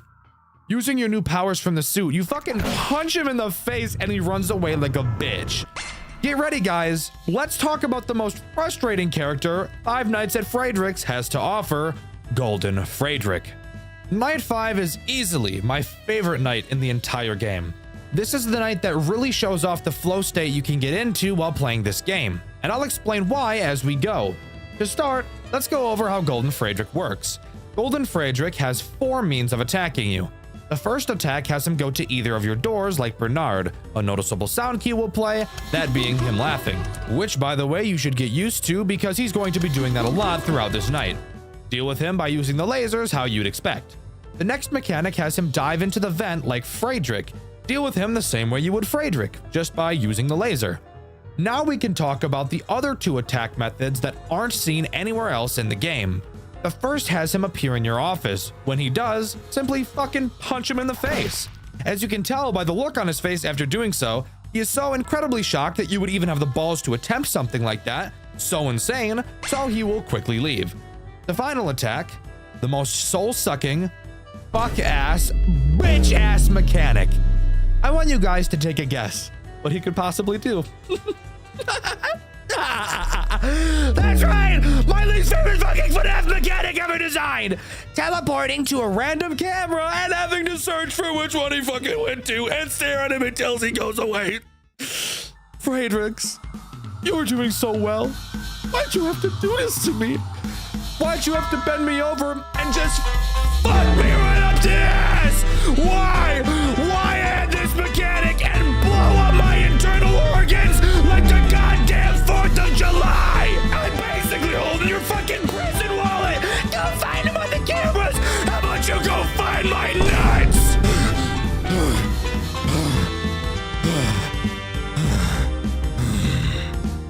But hey, at least the rest of the night is pretty cool. Unlike most boss fight nights from FNAF games, this night doesn't make the boss the only threat throughout. However, this night will slowly reintroduce the characters you've been going up against as the night progresses every hour. 1 AM, Bernard and Endoskelet reappear. Night 2, Chica and Felix reappear. 3 AM, Freddy appears. And finally at 4 AM, your lights go out once more. And at 5 AM, the building starts on fire, forcing you to use the sprinklers.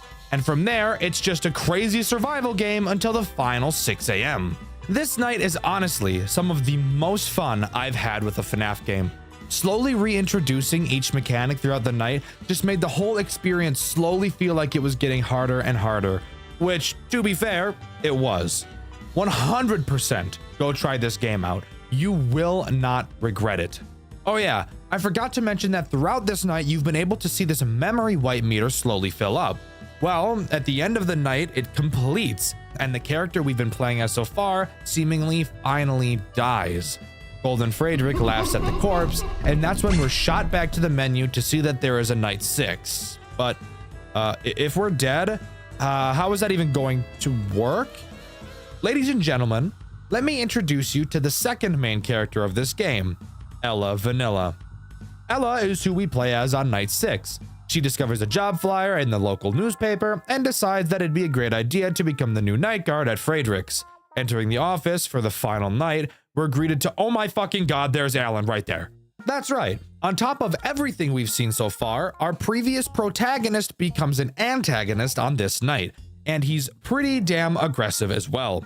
Now being called Fritterfalle, he acts as an additional threat to make Night 6 a pain in the dick.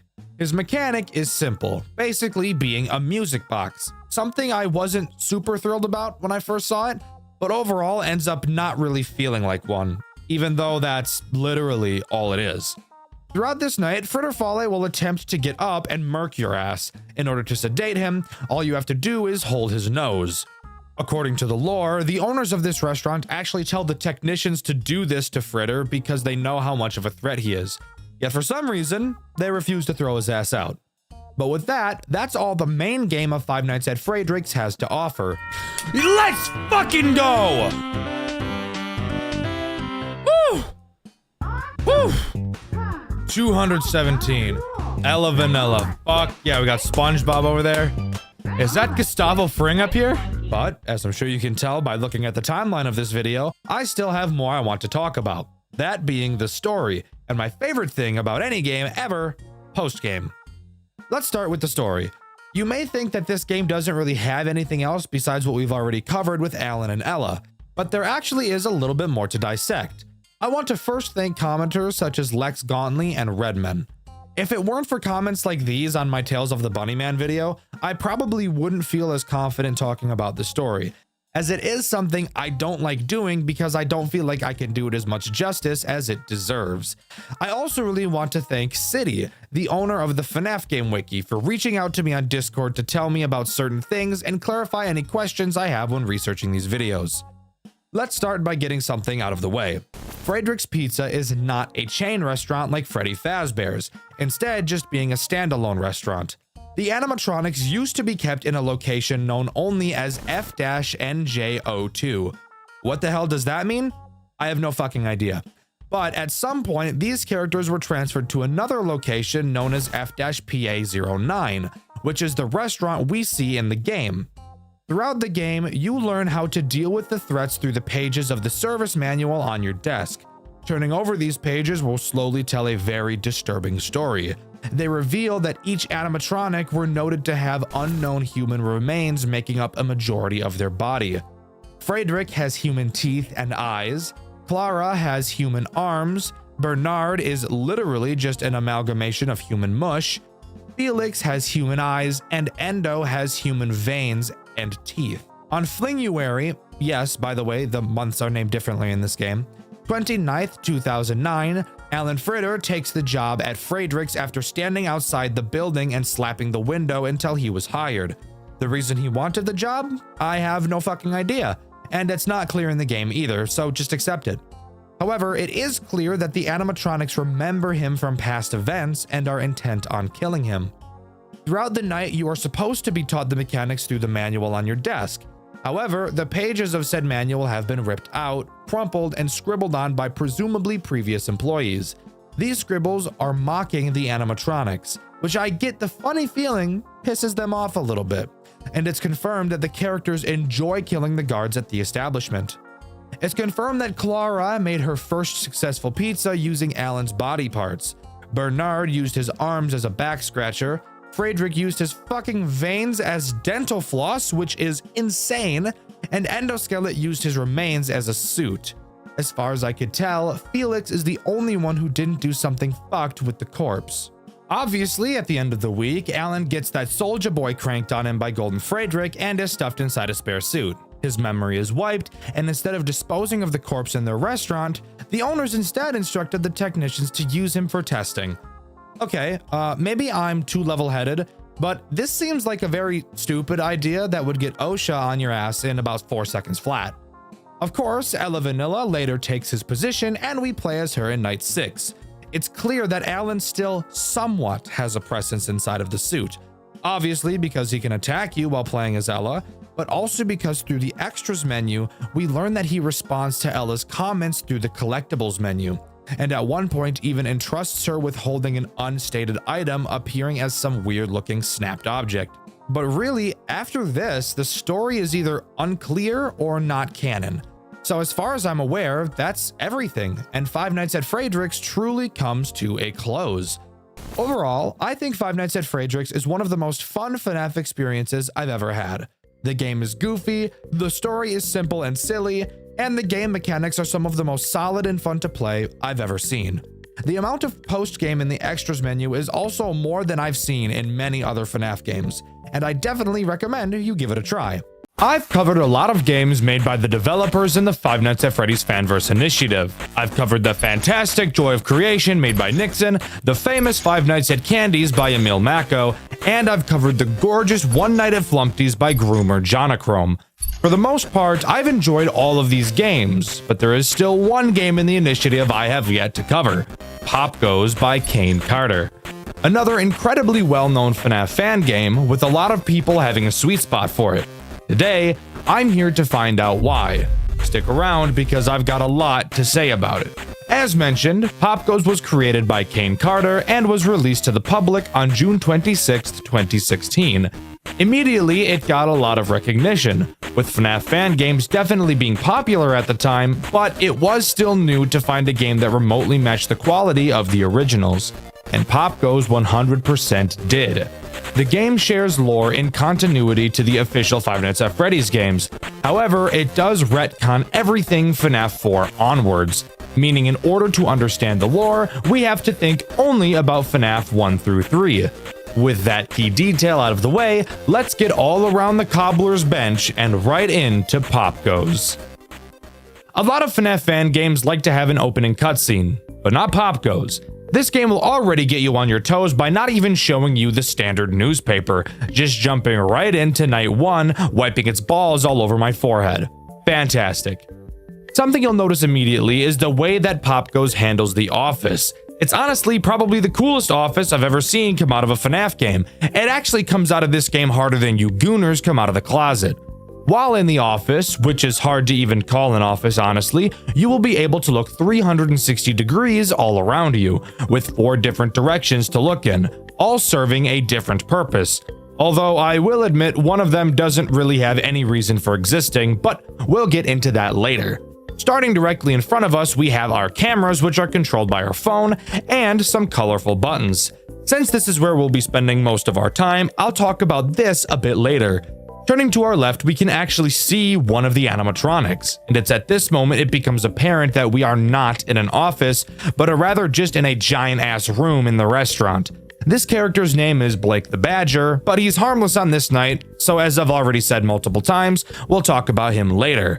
Turn left again to look behind us, and we'll be able to see the actual fucking stage where all the characters are. Holy shit, my butthole just puckered and my penis just retracted up inside of my body. We are literally constantly next to almost every animatronic in the entire game. You might think that'll make just about everything in this game useless, since they're already pretty much free to grab up on us, but as you'll learn throughout this video, these guys have a very, how should I say this, retarded thought process. Finally, turning once more to the left, we can see a window to the parking lot, with a bird character standing outside. We'll talk about what he does later, but for right now, I want to talk about what actual purpose this window serves. On the bottom of the screen, you will see a panic meter. Naturally, throughout the night, it will rise, and looking at animatronics will cause this panic meter to rise faster. In order to make it decrease, you'll need to look to the right at the window. I guess looking outside makes you remember how much you enjoy touching grass. Just kidding. Being outside is scary, and it's summer right now, so it's really fucking hot. I'd rather die than go out there. Fun fact, as I'm writing this script, I'm not wearing a shirt because of how blazing hot it is, even though it's only 9:45 p.m. What kind of bullshit is this? Why is it so goddamn hot where I live? This shit is ass. Oh, and by the way, as I'm recording this, it's currently 11:48 p.m. and it's somehow gotten even hotter. Also, by the way, put your dick back in your pants. You're not going to see me shirtless. And stop imagining it too. I already know how weird you fucking freaks are. Yes, I read the comments. Behave. Anyways, if your panic meter increases all the way, you'll be unable to do literally anything. That includes turning to look in any direction, and Pop Goes will very quickly dig in your butt. Want to hear a really cool fact about this? Turns out I'm actually the most retarded person on the face of the planet Earth. The phone guy explicitly describes that if we're feeling panicked to look outside. I swear to you, I had no fucking idea that the window to our right was a window to the outside. I knew it was a window, but for some reason I couldn't tell that it was to the outside of the building.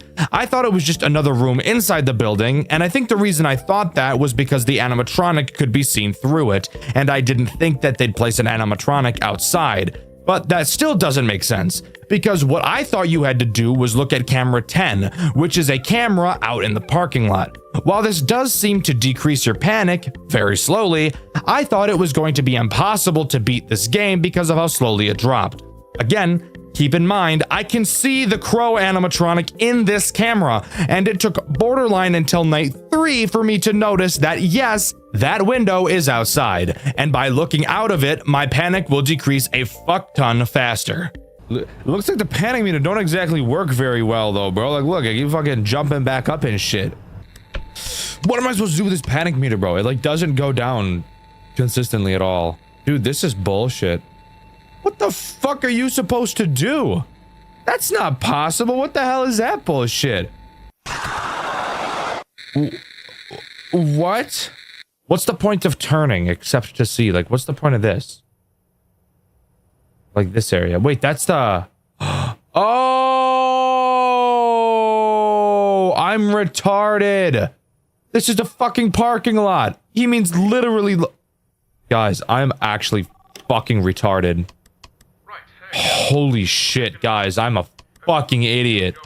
Oh my god. That has to be actually the fucking stupidest thing I've ever done in my whole life. So, with that out of the way, let's talk about our camera system.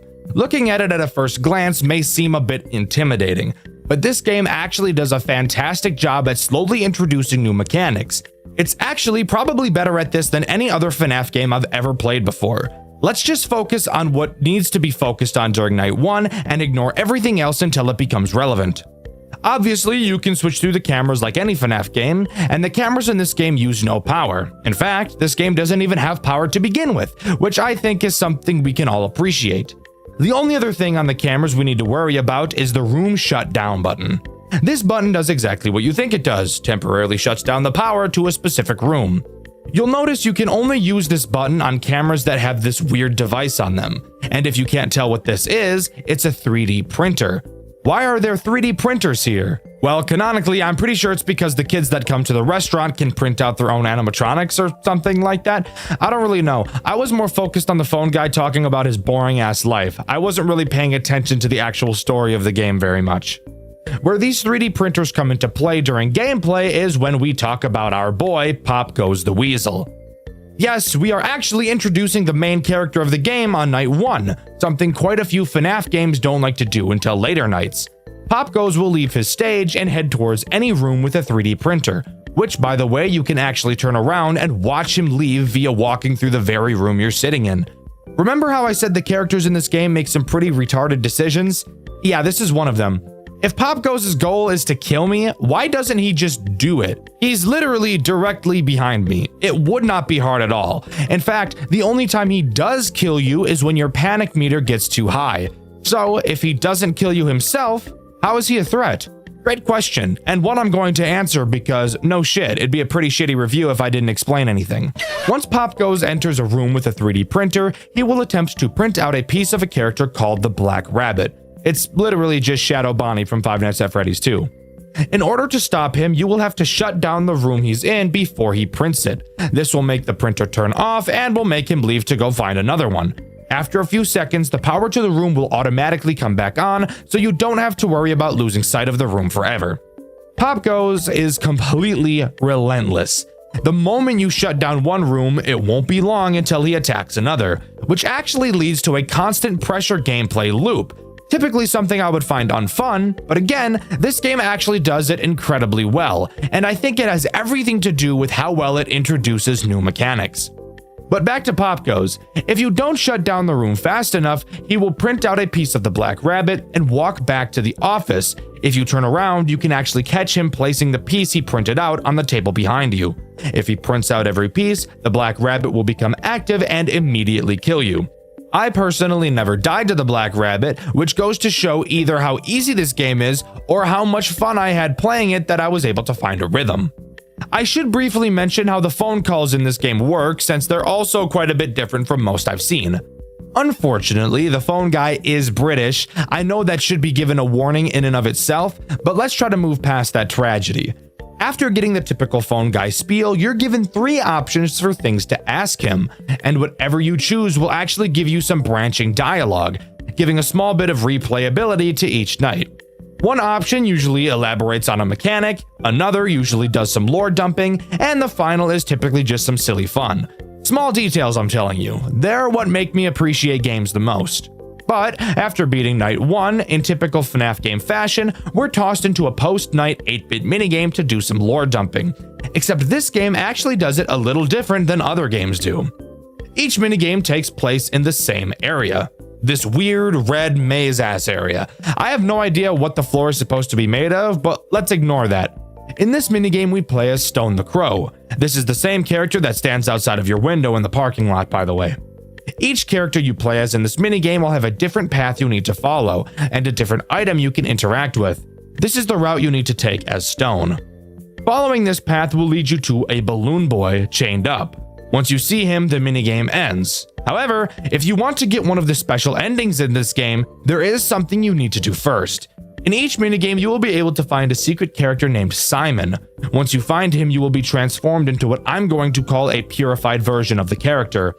Once purified, if you head over to the balloon boy, instead of the game just ending, you'll actually be able to free him from his shackles. This will happen in every minigame, just with different paths and characters.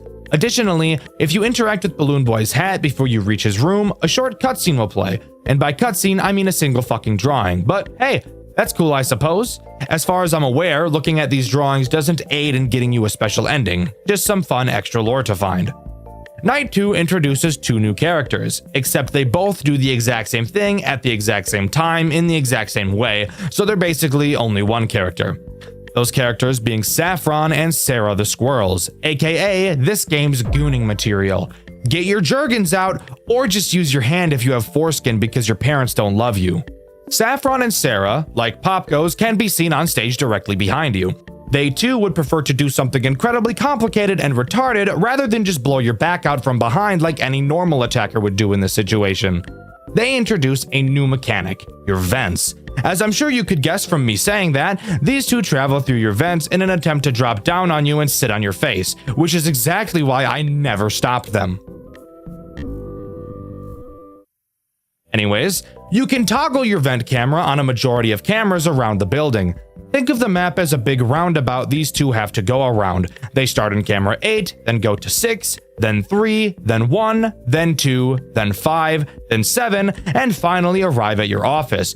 So you have plenty of time to stop them. But be warned, once they travel into a new vent, they will never go back under any circumstance. So really make sure you stay on top of them. Personally, I'm into femdoms, so I prefer to be on the bottom of them, but that's really not important. When you spot them in your vents, you must turn on your vent heater, which will cause lasers of all things to shoot down in the vent, blocking their path. The phone guy tells you that these lasers will stay on for 1 minute, except this game has a crazy twist, and the twist is that he fucking lied. The lasers actually only stay on for 9 seconds. Not 10, 9. Fuck me, I didn't want to see a nice round number anyways. Don't fret, you don't actually have to keep track and count in your head, as on your cameras a heat symbol will appear whenever your lasers are active, meaning that as long as you know how to use your eyes, you'll always be able to tell whether or not your lasers are on without constantly having to toggle vent to check. Kane could have easily not put this heat symbol in the game, and without changing any mechanics, it would have made it a fuckload more difficult. But Kane cares about video game balancing, and I really respect him for that. If the squirrels get all the way through the vent, they will appear in the vent directly above your head. If you look up, you'll be able to see them peeking down at you. Much like Pop Goes, these girls actually never attack you. Instead, what they do is snatch up your phone like a frat boy snatches up Easy Cooter. Obviously, without your phone, you won't be able to switch cameras, meaning Pop Goes will be free to build up the black rabbit and you'll be done for. However, it's much more likely that your rapidly climbing panic meter will get you killed first. Anyways, on to the post-night minigame. This time we play as Saffron and we're tasked with finding Toy Freddy. Very similar to last night, we can find Simon, become purified, and free Toy Freddy from his shackles. Oh yeah, and additionally can view another picture with some loud-ass music playing as well. Lore or something! Also, by the way, here's the path you need to take.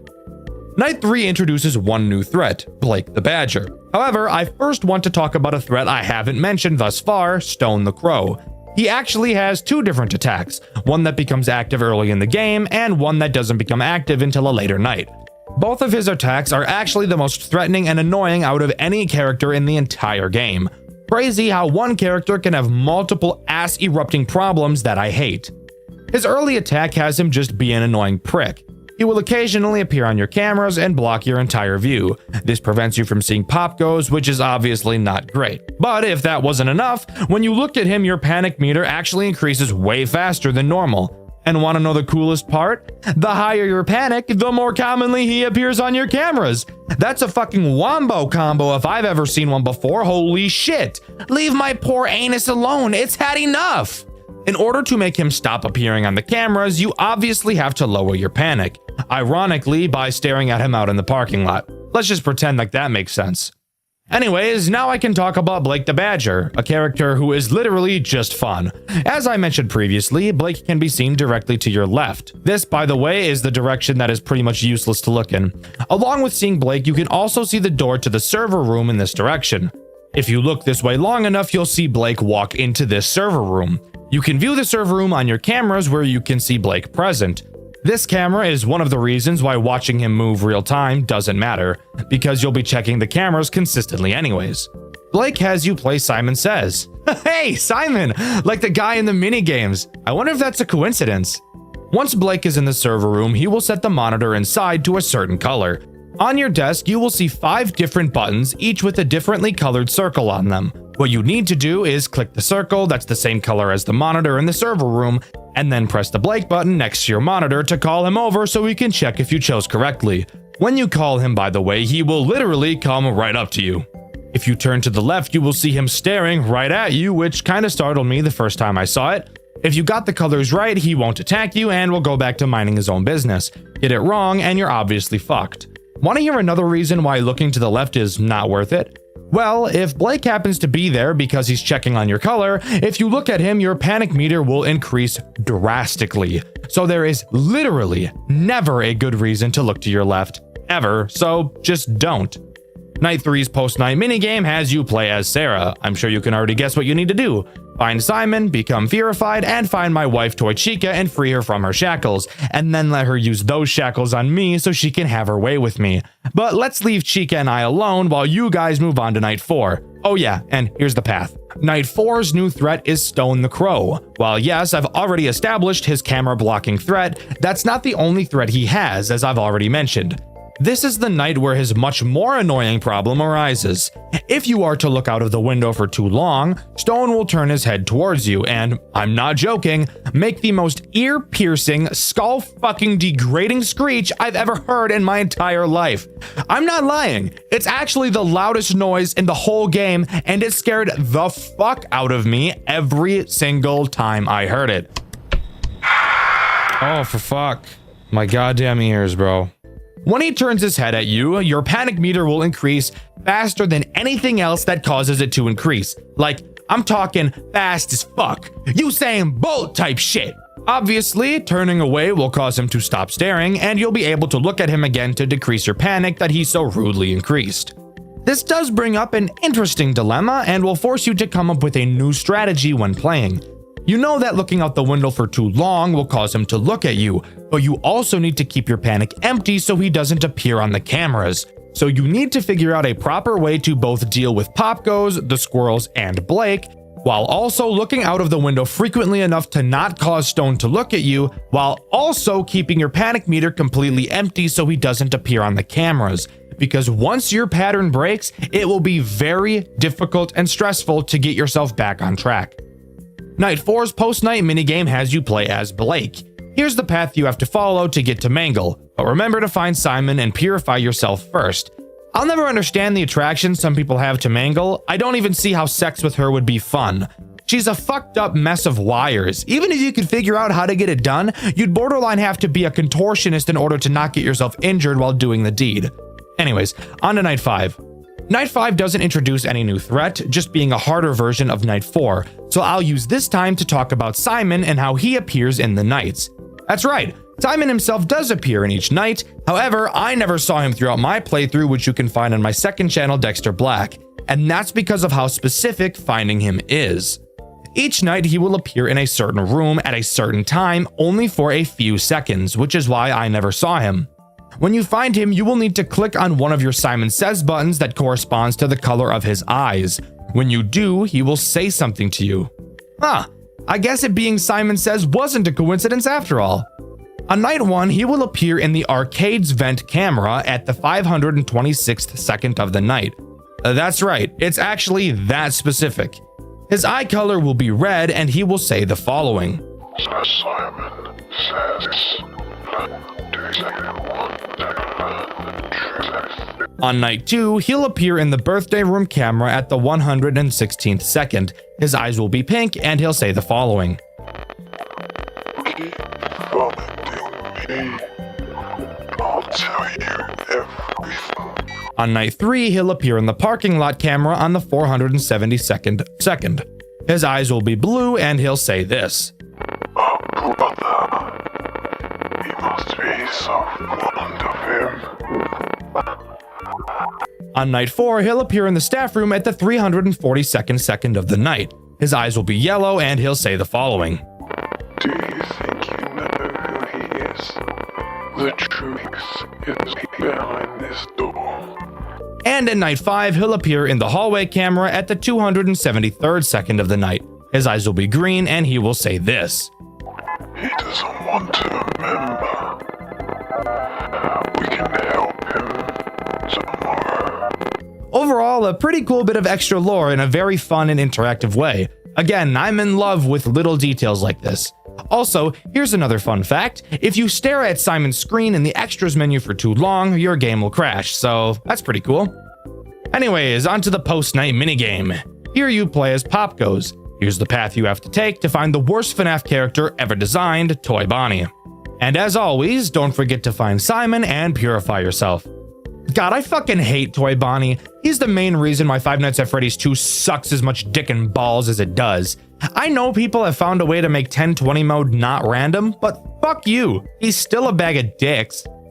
Night 6 once again adds no new threats, just being the hardest non-custom night in the entire game, really amping up the game's difficulty. I want to talk about two things during this night. This game does probably the best job I've seen at making a challenging experience without being frustrating, janky, or awkward. This night is definitely hard, requiring you to be precise with your mouse, quick with your thinking, and requiring a lot of nerve control throughout.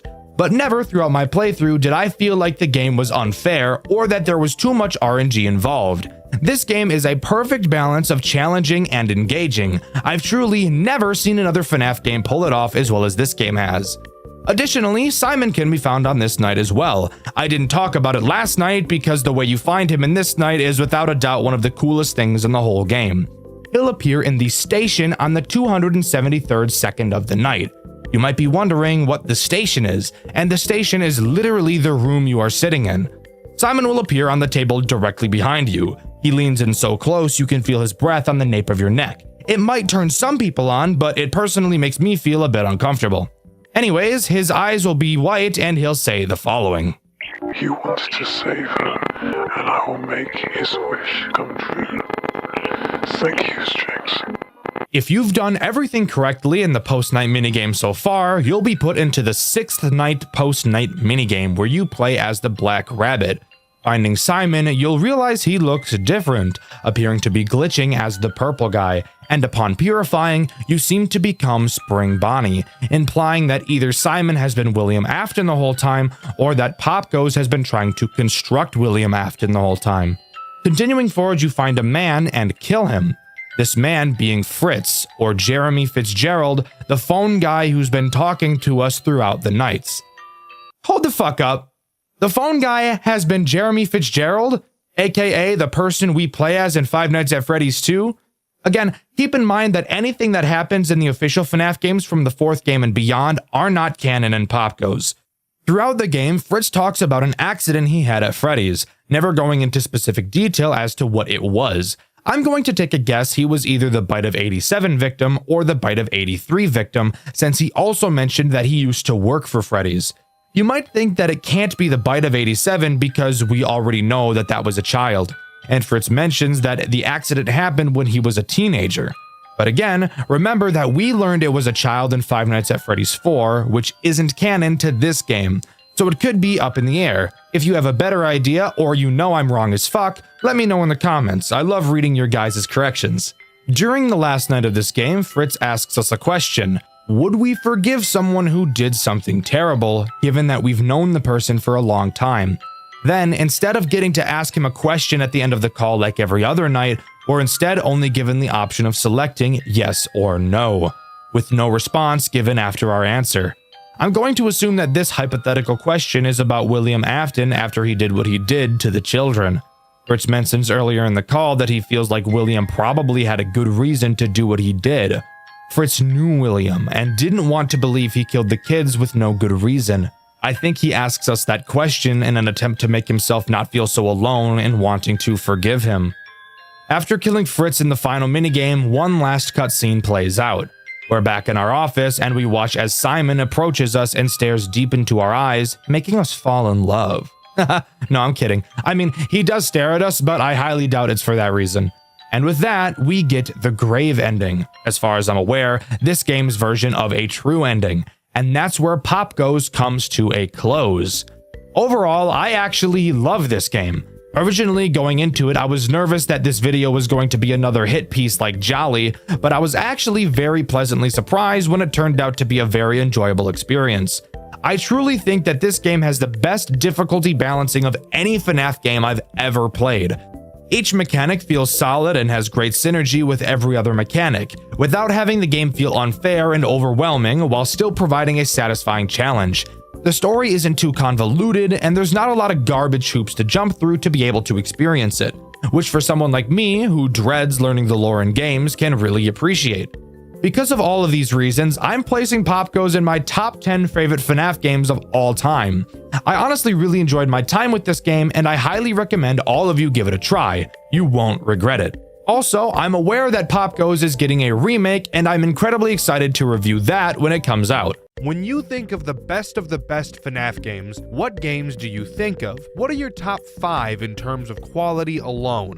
I'm willing to bet that a lot of people share some of the same entries, and I'm willing to bet that the game we'll be talking about today is at the top of some of your lists, because it's definitely at the top of mine. The Glitched Attraction is a FNAF fan game developed by 2 18-year-old developers alone.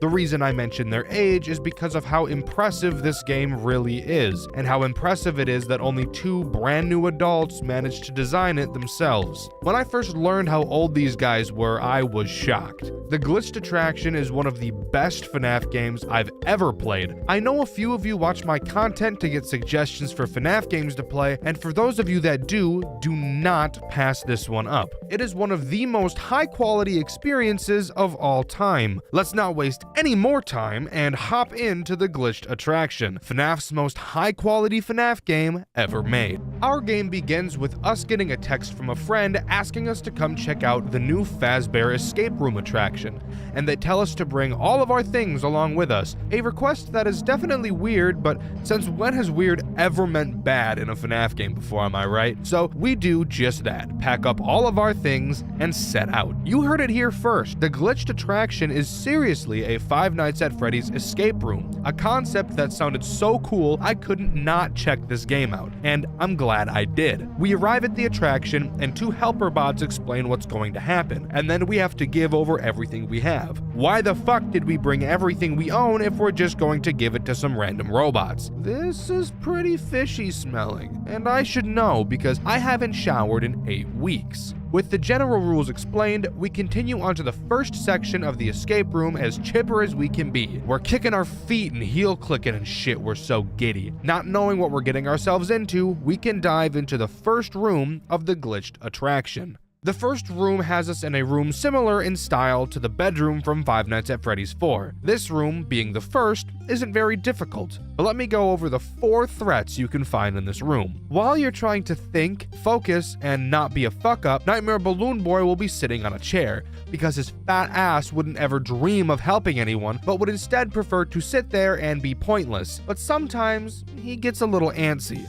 You can tell when he's like this because he will visibly seize in his chair until you shine your flashlight at him. It's weird that doing this causes his seizure to stop though, because when I quickly shined a flashlight in my epileptic friend's eyes, he went comatose on the ground and started foaming at the mouth. But to each their own, I guess. If you don't aid in Balloon Boy's assisted suicide, he will jump off the chair and kill you. Something interesting I noted is that Balloon Boy actually makes no noise when he shakes or even when he jumps off of his chair, leading to a majority of his jump scares feeling really awkward.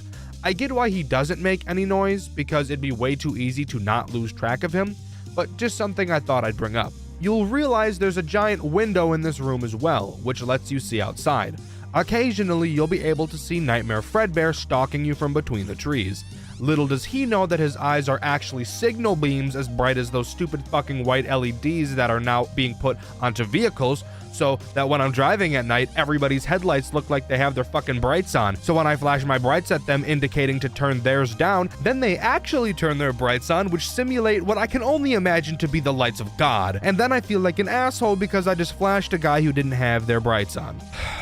Sorry to go off on a tangent like that. I just really had to get my frustration about LEDs on cars out of the way, and I really didn't have a good outlet to do so. Anyways, you'll see Fredbear slowly inch closer to your window throughout the challenge, and when he gets super close, you'll have to close the curtains until you hear him laugh, signaling to you that he's gone away, and then you can reopen the curtains. Why on earth do you not just choose to keep the curtains closed for the whole time then? I have no idea. It's not like we need the moonlight to see. The bots at the beginning gave us a fucking flashlight, but whatever, I guess. Speaking of your flashlight, little tiny stupid insignificant Freddles will periodically appear around your room. They make the same noise as they do in FNAF 4, so hearing them shouldn't be a problem, especially considering how god-awful annoying they sound. Shine your flashlight at them and bada bing bada boom, they go away. But if you let 3 stay in your room and assault your eardrums for too long, 2 of them will grab either one of your butt cheeks as the third dives headfirst into your rectum, which some of you sick fucks may find pleasing, but I for one do not. The final threat you have to worry about is Night Marionette. If you somehow, by some miracle, haven't noticed in the footage I've been showing on screen so far, there is a giant hole busted into the wall of the room, which is very poorly boarded up. Why is it boarded up? I hear you asking? Oh yeah, forgot to mention, it's only because, Satan is in there with enough tentacles to make hentai for the next 9,000 years. But, putting that thought aside, Night Marionette will occasionally give a sound cue to let you know she's there. If you look at the hole, you'll be able to see those sex toys, tentacles, creeping out. At this point, you'll need to make a mad dash to the Golden Freddy suit, which is conveniently placed in the room with you, and hide inside of it. Once you do so for long enough, Night Marionette will leave. Now, hold on. I'm not done talking about this stupid fucking Golden Freddy costume yet. I have some complaining to do, if you could imagine. This Golden Freddy suit takes about, 2 fucking decades to put on. I'm not kidding. You will feel like this game is broken or has paused as you are putting this fucking thing on. But if that wasn't enough, taking it off is somehow even worse. Rather than just exiting the costume, instead, the game thought it would be a great idea to have you teleport out of the costume, where you think you'd be able to continue moving around and interacting with things. But no, that'd be too convenient. Instead, once you teleport out of the costume, you have to just stand there for about 4 seconds doing absolutely nothing. No moving, no using your flashlight, just standing there like a dunce as time still passes around you.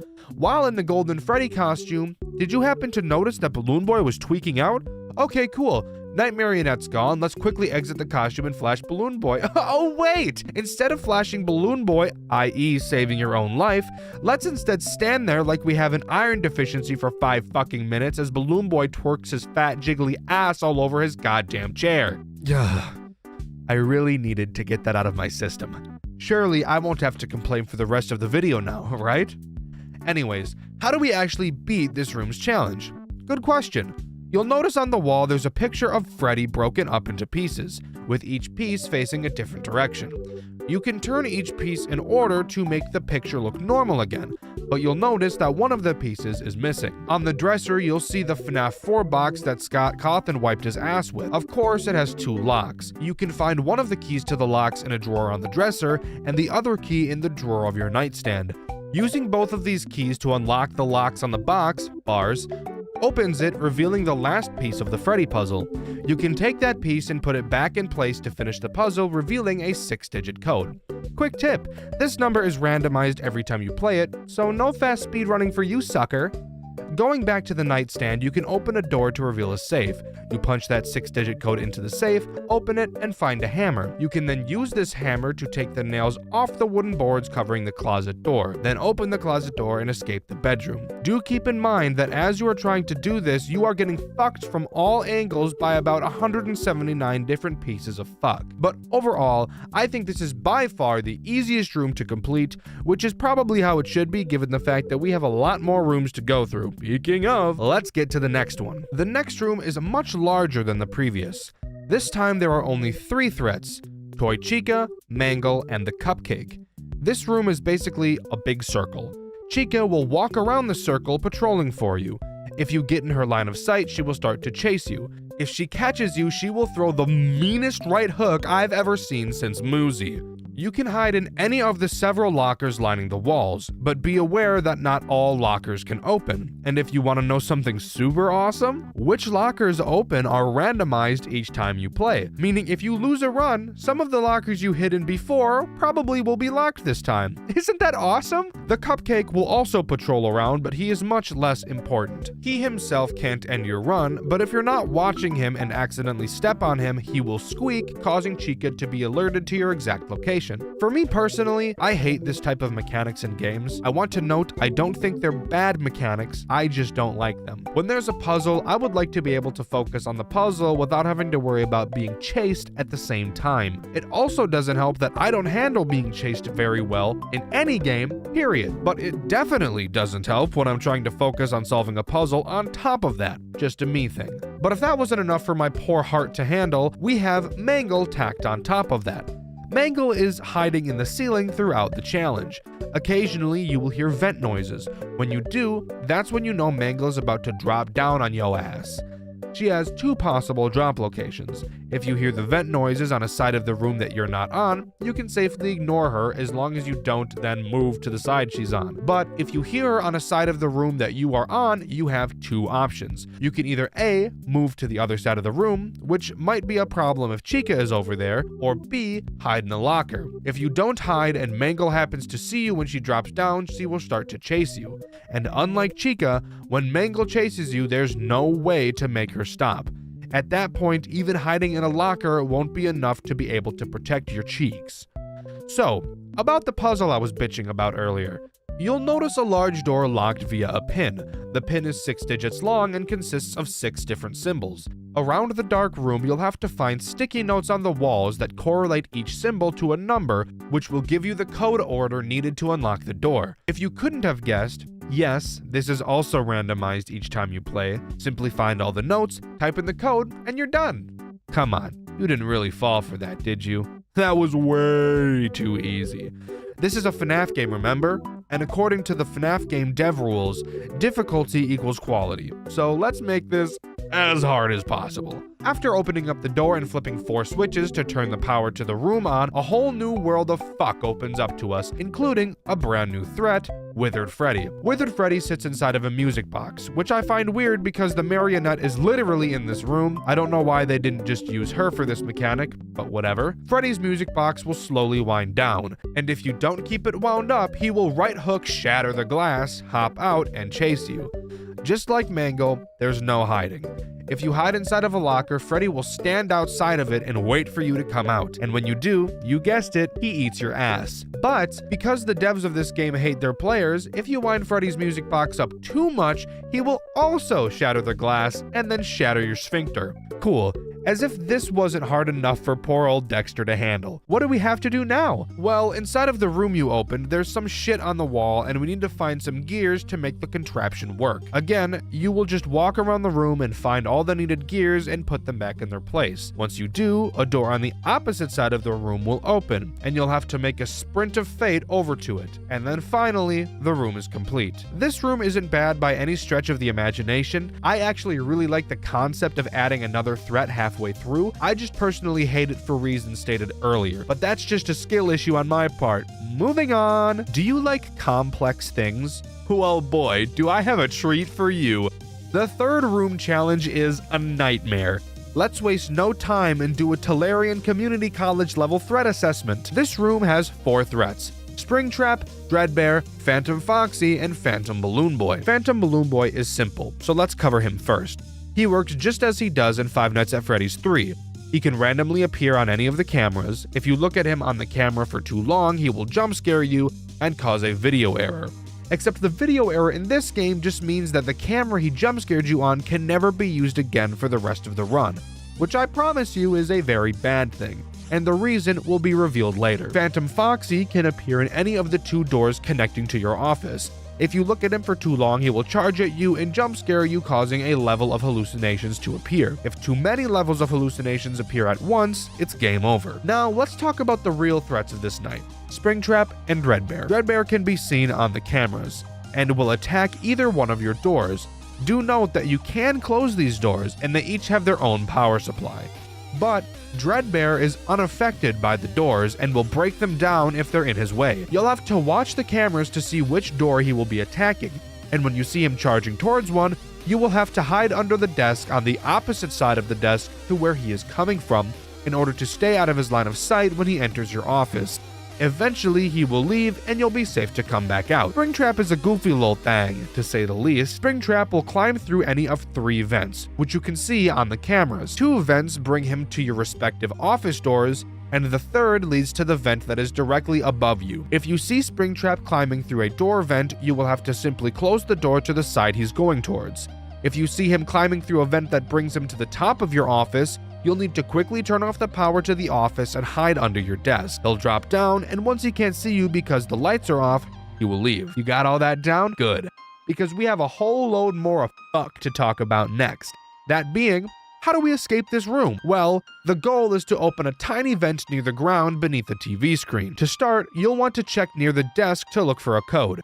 It's random every time, and where it appears next to the desk is also random every time, so have fun. Once you get the code, you head over to the TV screen and press developer mode, and then type in the code you found in your office.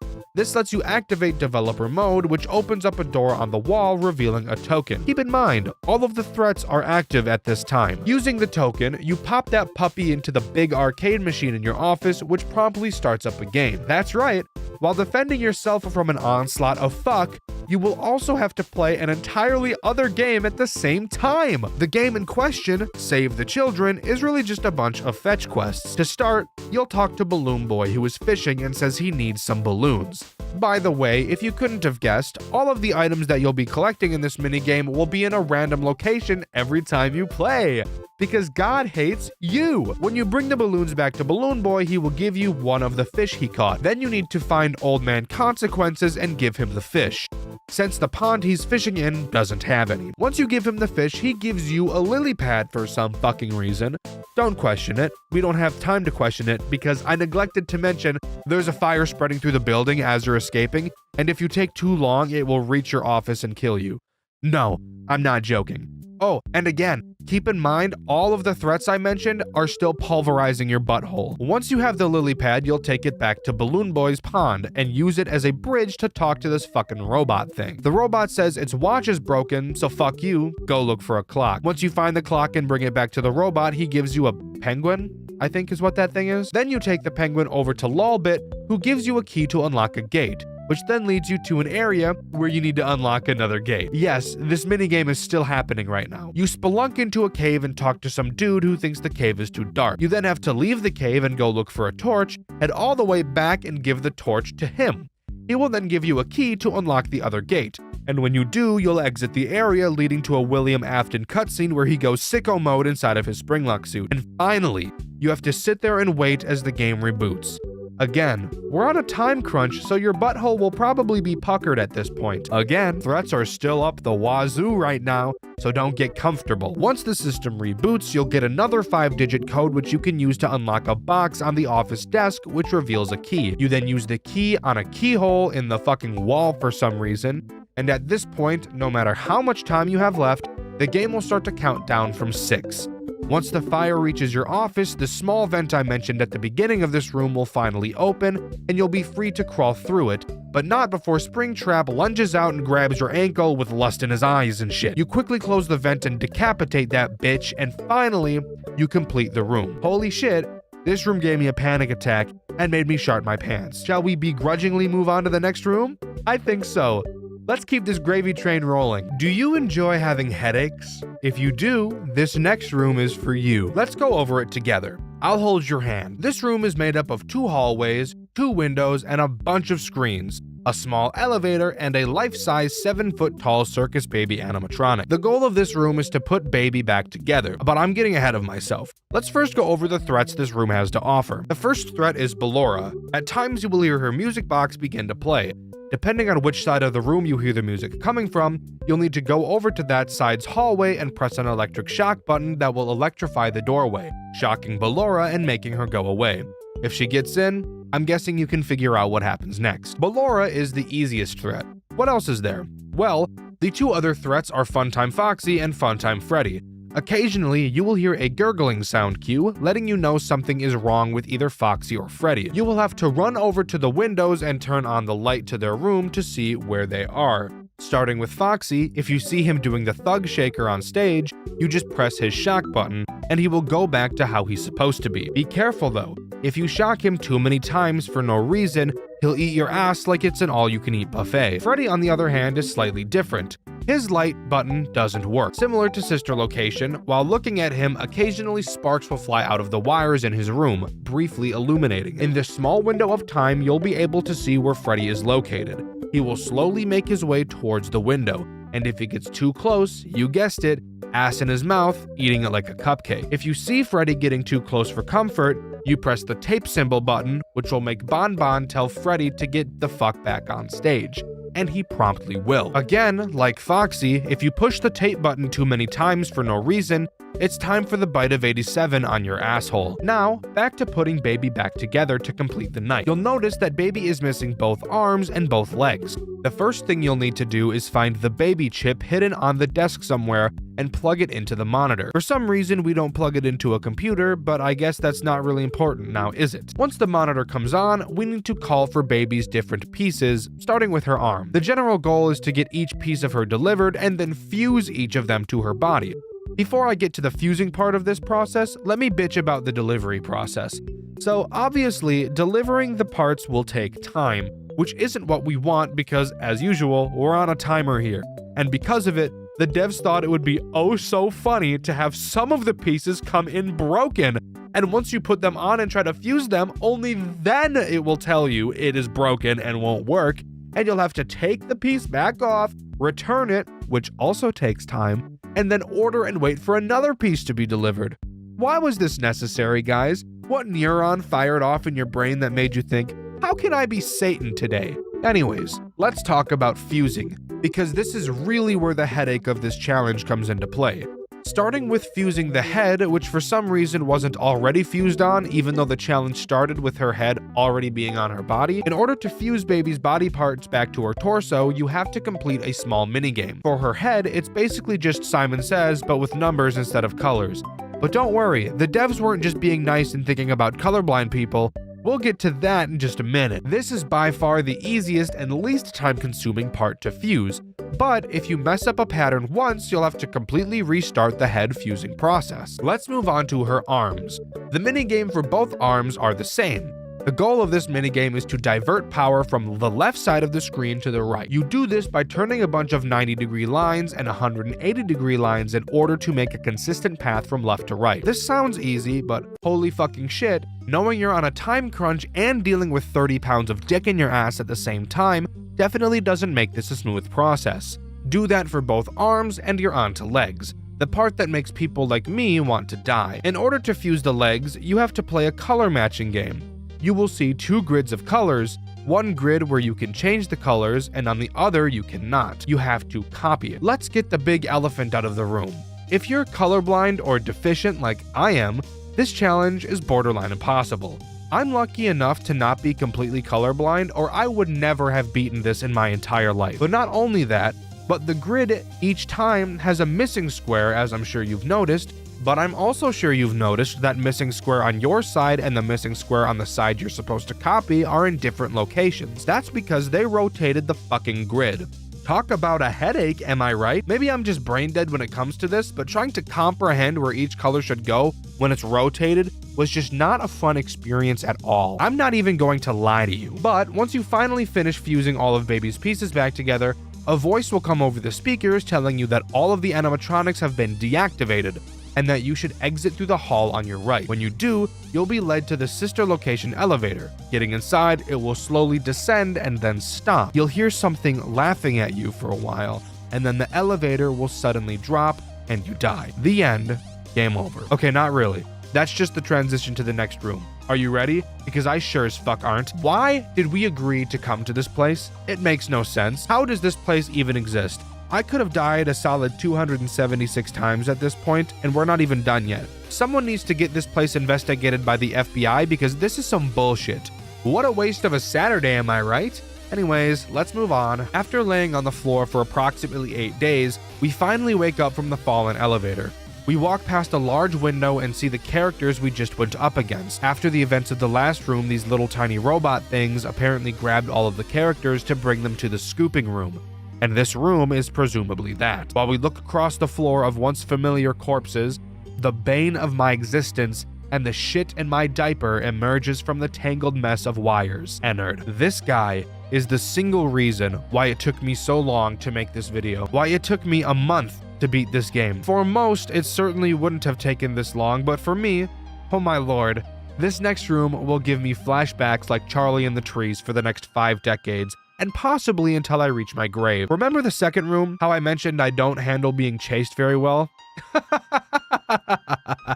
This room made me question if I would be able to continue making videos on this channel, or if I would have to jump ships to another genre to make review videos about. I'm not kidding, not even a little bit. I originally intended to beat this game on stream on Dexter Black, and you can still see my first stream about this game where I gave up on room 2.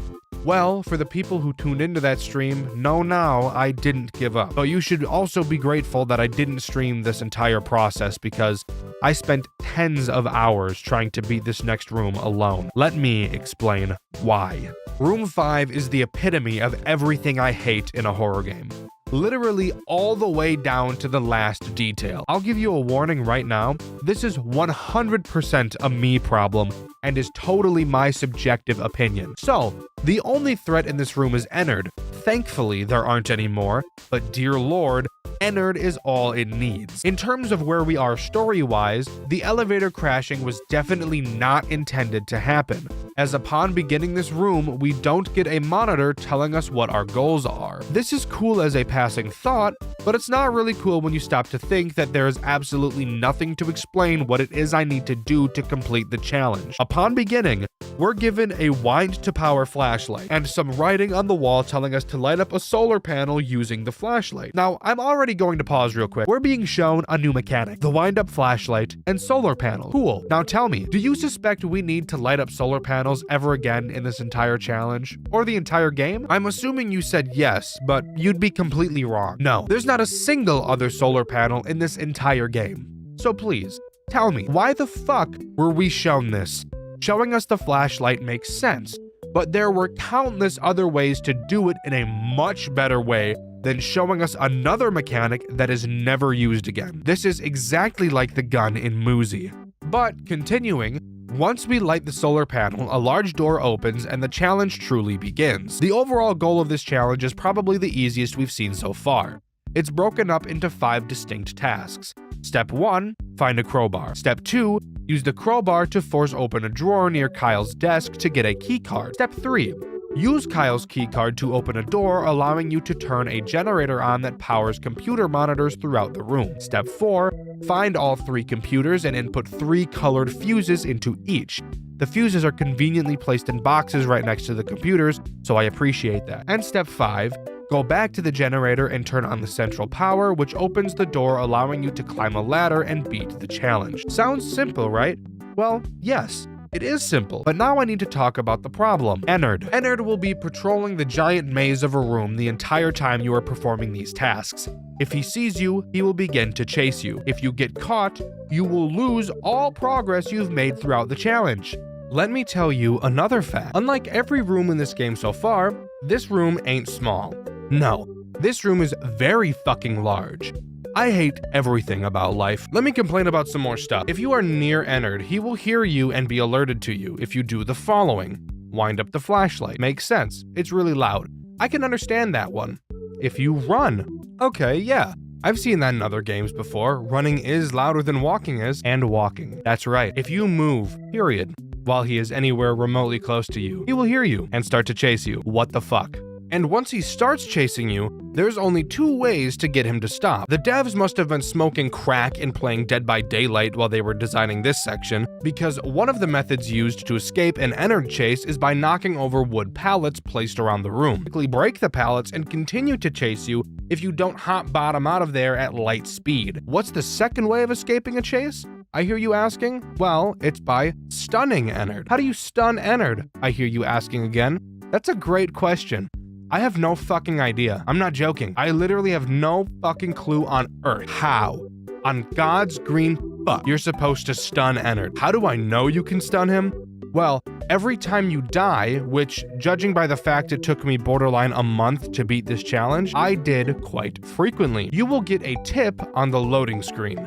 One of these tips tells you that stunning Ennard will give you more time to run away than knocking over a pallet will. So I know you can, but the game doesn't elaborate on how to do that as far as I'm aware. So to this day, I still have no idea how to stun Ennard.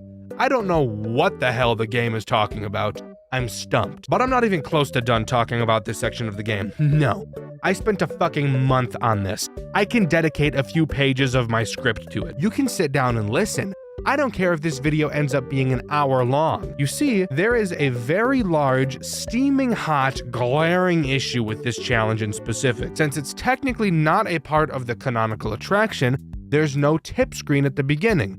But with no tip screen, there's no telling anyone fuck about fuck. So, as I said, there are 3 computers around the level.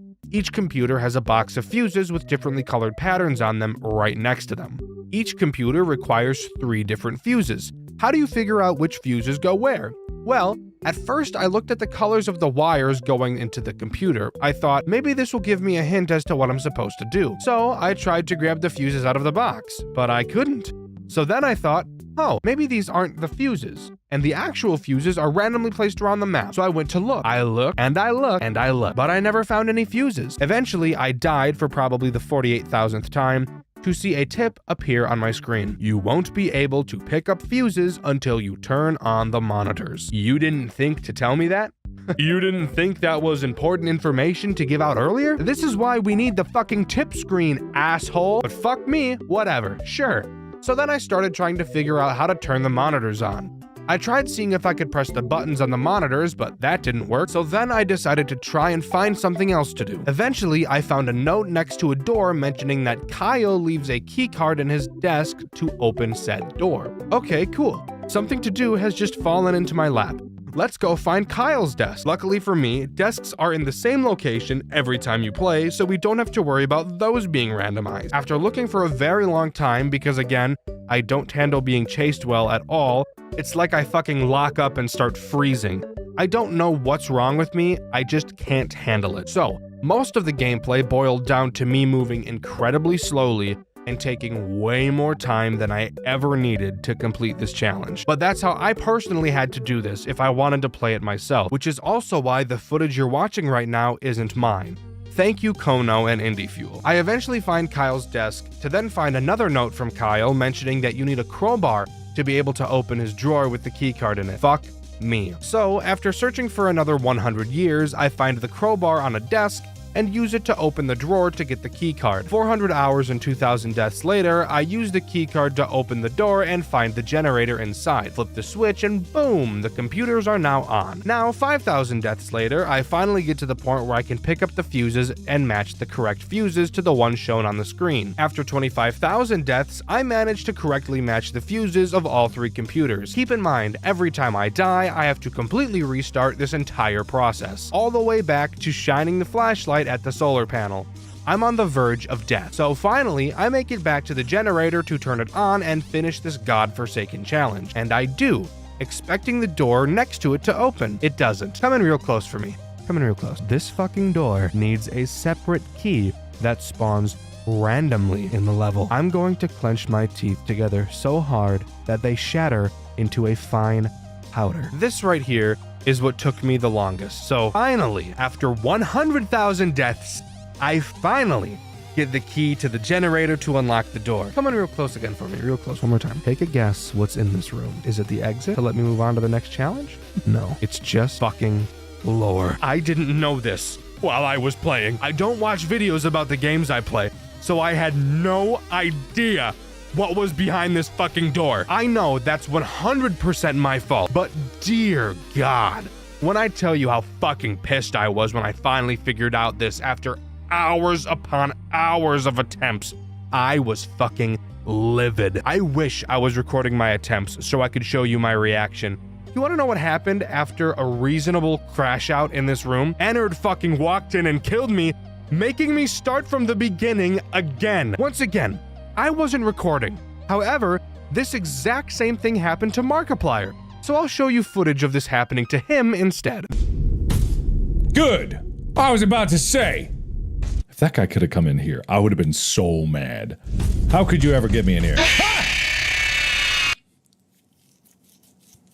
The amount of vulgarities that emerged from my lungs at a speed of Mach 50 in that moment was astronomical. Enough to shake trees and shatter the sound barrier.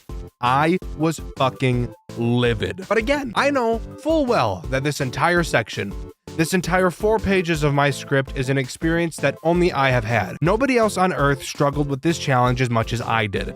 Nobody in history has ever spent a calendar month pouring attempts into this section of a game that should only take 20 minutes to complete. I know it's a skill issue, and a very hard skill issue at that, but I could not, under any circumstance, neglect to mention how bullshit of an experience I had. I hope you enjoyed this segment. I eventually found the door to the generator, opened it, and climbed up the ladder into the next challenge of this godforsaken fuck-ass game. From one anxiety attack to another, let's talk about room 6. 6 divided by 2 is 3, and that's how many threats we have to talk about in this level. Awesome segue, Dexter. Thanks, Dexter. The first threat we'll talk about is Molten Freddy. Molten Freddy can appear in one of 2 vents occasionally. When you hear or see him in one, you'll have to break your mouse and spam click a lever in the vent to blind him with a light more powerful than the sun. Every time you flash him, he gets slightly pushed back, which leads to you spending an infuriating amount of time spamming the fucking lever to make him go away. The next threat is Scrap Baby. As I'm sure you've noticed, we're locked inside a fenced area. On the outside of the fence is a forest, and occasionally you'll be able to see Baby limping her way out from between the trees towards your fence. When she gets to the fence, she'll hop that shit like an Olympic athlete and fuck your shit up. To stop her, you must go to this random screen in the wall and activate the repel system, which plays the most ear-piercing sound I've ever heard in my entire life. So I totally understand why that makes Baby go away. The final threat is Scrap Trap, who in my opinion is the stupidest looking FNAF character ever designed. You can see Scrap Trap sitting on a chair down a long hallway. You must watch him closely as he will slowly start to move until his head is eventually in an upright position. When it is, you must use the same screen you used for Baby, but instead close the door and use the call system to lure him to you. After waiting what will feel like an eternity, you will be able to hear him stand up from the chair and sprint like Usain Bolt towards the door, and pound on it like he's on speed. Then he will go back to the chair and you can open the door and turn off the call system. By the way, the call system is also the worst sound I've ever heard in my whole life. Thank you for asking. That may not sound all bad, but having to deal with all 3 of these fuckers and do the other bullshit we have to do, I promise it will become difficult to manage. So what is it we have to do? Well, the goal is to remove the chains from a fence gate so that we can open it. Simple enough. To start, you'll notice another screen different from the one used to defend yourself. On it, you'll find the opening minigame from Five Nights at Freddy's Pizzeria Simulator. You will need to complete 4 levels of this game, which in and of itself isn't a hard challenge, but when the music is pretty loud, listening for the other characters can be a problem, especially when Scrap Trap doesn't make any noise until it's already too late. After beating this game, you will unlock a prize that we can't access at this moment, so we'll get back to it in a second. Afterwards, you'll need to look around your surroundings to find 2 pieces of paper with a number ranging from 1 to 3 on them, accompanied by a silhouette of a FNAF character. You can use these pieces of paper to input a code into this little toy thing. I don't know what this thing is, if I'm being honest. You only need 2 pieces of the code because you can just brute force the last one. After getting the code correct, a key will emerge. Take that key and run down the hall and unlock a door to the right of Scrap Trap. This is personally where I think this level gets specifically hard, since we'll be spending most of our time in here now, meaning we won't be able to hear Scrap Trap and Molten Freddy. So if you forget to check on them, it's basically GG's. Inside this new room, we can finally obtain the prize we got from beating the Pizzeria Simulator minigame, a Faz coin. You'll notice a projector that's projecting a cut-up piece of paper on the wall. If you pull a lever on the same wall, this tiny little Freddy I can't remember the name of will try to read the projection. But he obviously won't be able to do so because it's only a small piece of a paper, you fucking idiot. Using the Faz coin, you can go back into Scrap Trap's room and insert it into Rockstar Freddy's stomach, and then press 3 buttons on his body in an order listed on a piece of paper. This makes sense, by the way. This will cause his mouth to open, revealing the other pieces of paper you need. Slap those bitches on the projector and put them together like a puzzle, which, side note, is a pain in the ass for no reason. The controls are super janky. Slap the lever with your big Coke can penis, and have Bitch Freddy read it. When he does, a door next to Rockstar Freddy will open with some bolt cutters inside. You can use these bolt cutters to cut the chains off of the fence and escape this level. This level might not seem as difficult as some of the other ones have, and while none of these levels are particularly difficult in terms of what you literally have to do, all of the levels, and this one specifically, build up so much stress and really test your nerve control. After jumping down some weird looking cellar door, we enter a new room with a computer in it. It shows an error that it detected human movement. Obviously, we just entered the room, of course. While reading through the files on the computer that detail a plan to revive someone through our corpse, another human detection error shows up on screen. Knowing that we haven't moved, we turn around and get our shit smacked up by Vanny and get knocked out. Fun fact, you can actually spot Vanny spying on you in almost every other level in the game if you're looking closely enough. Just something cool I thought I'd bring up. We wake up to Vanny dragging us into an unknown room. And rather than me explaining what happens next, I'd rather just show you.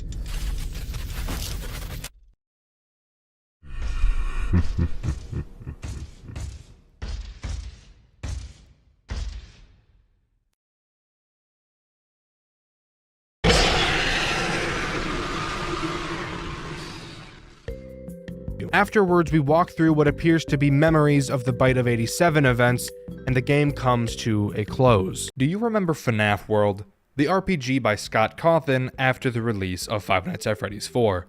Back when we all thought the franchise would be over. Of course you do. It was probably one of the most controversial games he's ever made. Now, how about the FNAF RPG that came before it? Do you remember that?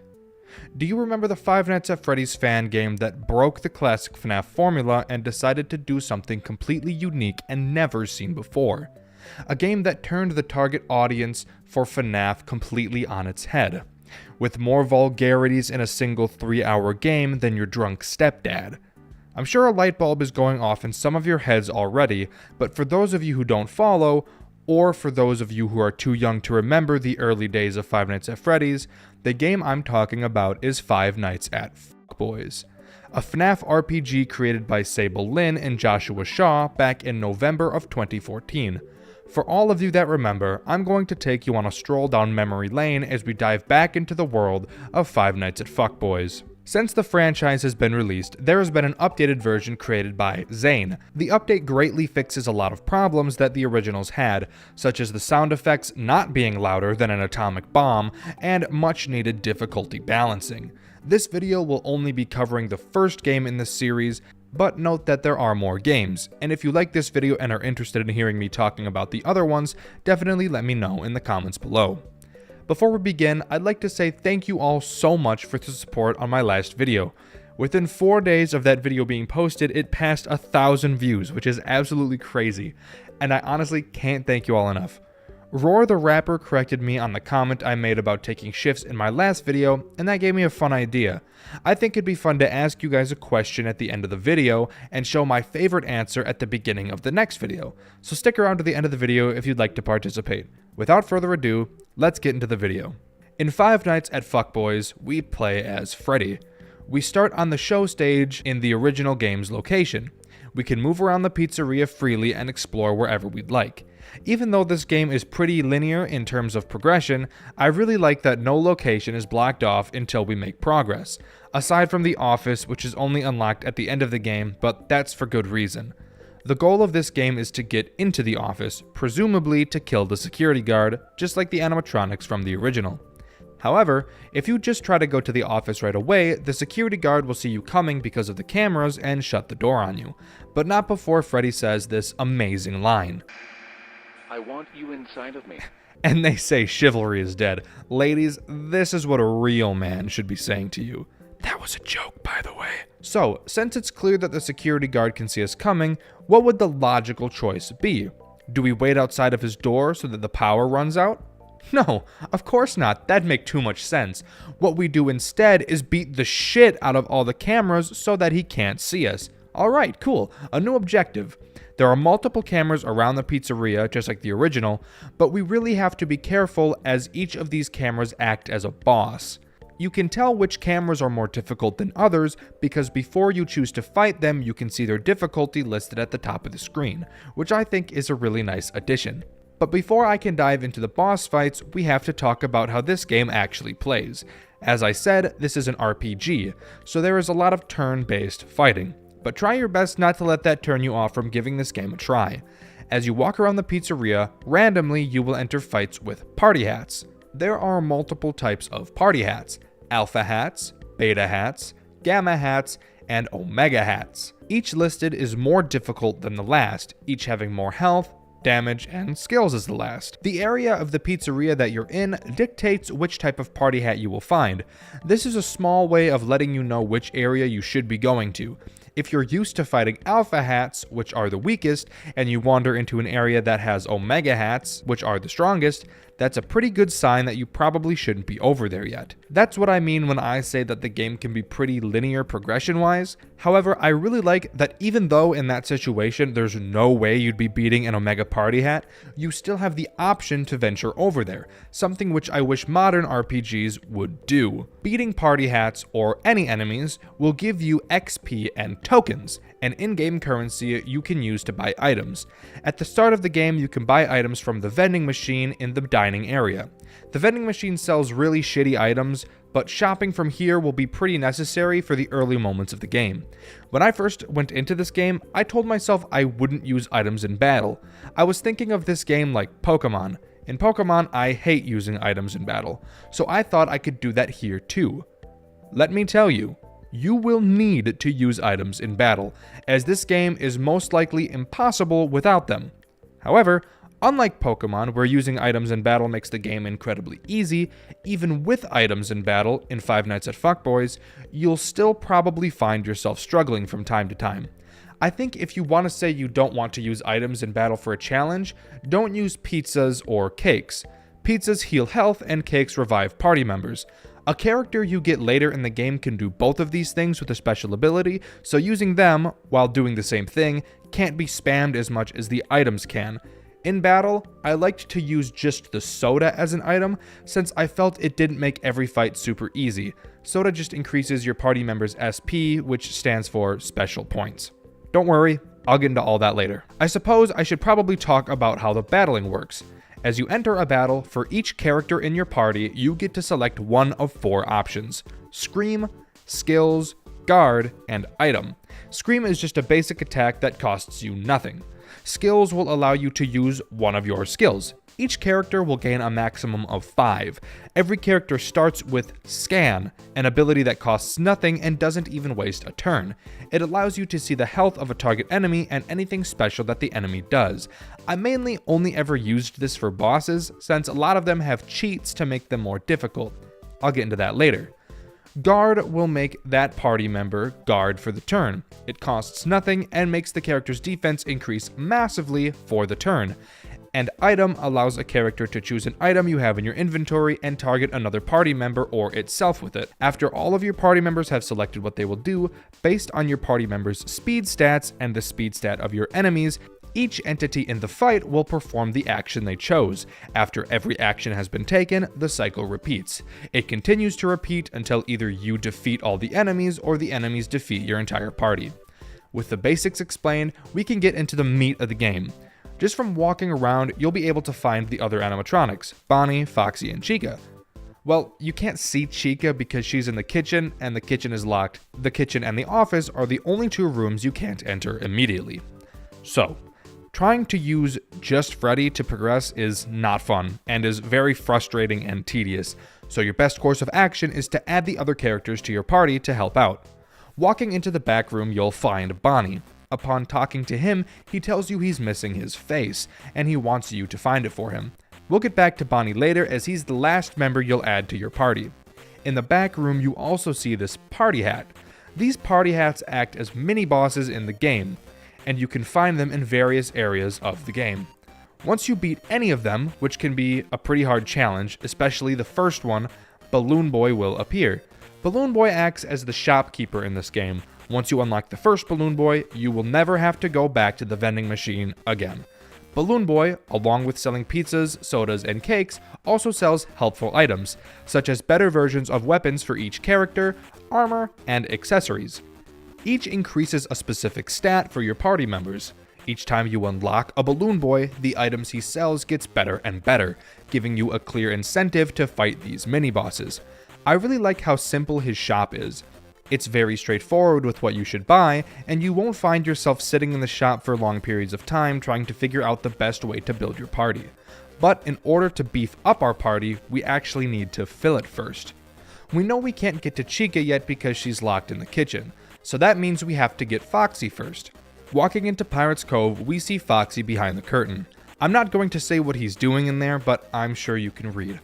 At this point, if you walk back into the main room, you can find a lighter in a box. Taking the lighter and going back into Pirate's Cove, Freddy attempts to burn it down. But before he can do that, Balloon Boy steals the lighter from Freddy and forces you to buy it from him. There's literally no purpose behind this besides to show you how annoying Balloon Boy is. After you buy the lighter back from Balloon Fuck, you can actually burn down Pirate's Cove. Doing so forces Foxy to join your party. At this point, if you enter the bathroom, you can find a key. While you're in here, you might think to enter the actual bathrooms. You can enter the men's room just fine, but upon trying to enter the women's room, Freddy won't because he's a man. We'll have to come back later with a female character. Speaking of, with this key, we can unlock the kitchen. Upon doing so, Chica joins our party. With Chica, we'll be able to get into the women's bathroom. Inside, there's a chest with a voucher inside.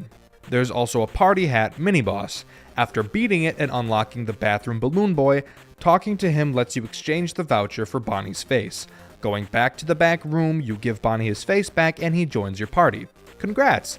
You now have the entire party of characters with you. Now's probably a good time to talk about each character's skills. Every 5 levels, a character will unlock a new one, with a maximum of level 20 and 4 total unlocked skills. Freddy's level 5 skill is Top Hat Toss. It costs SP or special points, and the amount it costs depends on Freddy's level. This is the same for most abilities in the game, spanning across all characters. The higher the level, the more it costs. Top Hat Toss deals large damage to an enemy and hits twice. His level 10 ability is Lead Stinger. It deals damage once and deals more damage if the target enemy is poisoned. There are several buffs and debuffs in this game, and poison is one of them. This move also has a small chance to inflict poison upon dealing damage. The poison debuff will cause the inflicted entity to take damage at the end of the turn. Freddy's level 15 skill is Toreador March, a skill that hits several times. Each hit deals a very small amount of damage, but it leaves the targeted enemy with a large chance of being put to sleep, which is another debuff. Entities with sleep will be unable to perform any actions until they wake up. Freddy's level 20 ability is Death Inhale. This ability can only be used once per battle and costs 100 TP. TP stands for Technique Points, and a character gains them by being damaged by enemies. 100 is the maximum amount a character can have, and every battle starts each party member with 0, so getting any character to 100 TP can prove to be a challenge. Death Inhale will do an enormous amount of damage to a targeted enemy and hit them multiple times. Foxy's level 5 ability is Plank Walk, an ability that deals a large amount of damage and has a chance to paralyze the targeted enemy. Paralyzed entities have a chance to not be able to perform actions. The chance of causing paralysis increases with the more TP Foxy has. Foxy's level 10 ability is Rushdown. When used, Foxy will hit the enemy several times with pretty high damage on each hit. Foxy's level 15 ability is Speed Share, an ability that just increases all party members' speed. And his level 20 ability is Sea Shanty, an ability that greatly decreases the targeted enemy's attack and defense, and has a chance to inflict silence, which is another debuff. Entities with silence will be unable to use their skills. Chica's level 5 ability is Pizza Pass, an ability that heals a target party member a great amount of health, by far her best ability. Her level 10 ability is Fearless Flight. It deals a pretty shitty amount of damage to a target enemy, but any buffs that enemy had get removed, so that's really nice. Chica's level 15 ability is Caffeine Revival. It does exactly what you think it does. Revives a dead party member. I never found myself using this much since enemies tended to hit all party members rather than just focusing on one, which is really nice. Chica's level 20 ability is Mama Bird. It increases a target party member's defense and increases their SP by 50%. Because I tended to use sodas a lot in battle, I never found myself using this ability very often. And finally, we have Bonnie, the character who I honestly found the most useless in battle. It's very clear he's supposed to be a general support, just like Chica is a healing support, but he kind of does it in a way that you almost never use him. I usually ended up using Bonnie as the character who used items, but his level 5 ability is Bunny Hop, which hits a target enemy multiple times and has a small chance to lower their defense, and I do mean a small chance. His level 10 ability is Riff Wave, by far the ability I had him use the most. It deals a large amount of damage to a target enemy and has a medium chance to inflict poison. The poison is the main reason I used this ability, just so Freddy's ability would deal more damage. Bonnie's level 15 ability is Backup Bash. It deals a lot of damage and has a medium chance to decrease the targeted enemy's attack. This ability actually deals more damage depending on how many party members are dead, but since you probably won't have members dead all too often, and the fact that Freddy and mainly Foxy are your two main hitters, you will almost never use this ability unless you're specifically trying to decrease enemy damage. And finally, his level 20 ability is Motivation Jam, in my opinion, his best ability. It greatly increases the defense and attack of a targeted party member for about 4 turns. Super helpful when paired with Foxy or Freddy when he uses Death Inhale. Wow, that took longer than I thought it would. I apologize, let's continue. Again, in order to get to the office, we have to knock out all the cameras. The first camera I recommend beating is the show stage camera, as it has no cheats. Just beat it normally, and you're on to the next one. The dining room camera is what I suggest you do next. It and every other camera from this point forward will have a cheat to make their fight more difficult. This one will drain your SP every turn. With how early in the game you'll fight this camera, this cheat is devastating. The back room camera will get stronger and stronger each turn, so the longer you spend trying to kill it, the more and more damage it will do to your party members. The west hall camera is one of the worst. Every turn it will heal around 500 health. Considering where you are at the time, that can be 70 to 80% of your damage output each turn, making this fight take way longer than it needs to. Pack plenty of soda for this one. The East Hall camera's cheat really isn't a problem. Like the dining room camera, instead of draining your SP, it drains your TP instead. At this point in the game, you probably won't find yourself relying on TP yet, unless you like to spam Foxy's plank walk ability, which you should really be using Rushdown for Foxy anyway, since it's just better in most cases. The bathroom camera can cause a real problem if you're not prepared. Your entire party is inflicted with poison the entire fight, and there's no way to get rid of it. Depending on when you decide to fight this camera, this can be a real run killer. Pirate's Cove camera has a speed so high that the only character in your party that will perform their action before it is Foxy. Highly recommend using Foxy's speed share ability during this fight. After doing that, it should be a cakewalk. The supply closet camera is by far the easiest, considering you're fighting them in the correct order, which is the order that I'm telling you to fight them in. The camera will literally heal your party. I have no idea why it does this, but it does. The East Hall corner camera isn't the worst, considering I fought some of the other optional mini-bosses before this. That might be the reason I feel this way. I'll get into those optional mini-bosses after these cameras. This camera will perform 2 actions per turn rather than 1. I could imagine that if I didn't beat the optional mini-bosses, that this fight and the next would have been much more difficult. The West Hall corner camera is probably the last one you should fight, mainly because of its health and damage output. But its cheat is super important to note. It is immune to all debuffs, which means it can't be paralyzed, poisoned, silenced, or put to sleep. This will greatly change how you go about fighting it, since, at least through my playthrough, I put a huge emphasis on poisoning my enemies. After beating the final camera, the power to the pizzeria will go out and you'll be able to enter the office for the final battle. But before I talk about that, there's a few things that happen before you fight the final camera that we need to talk about. I'll start with the optional mini-bosses I was talking about earlier.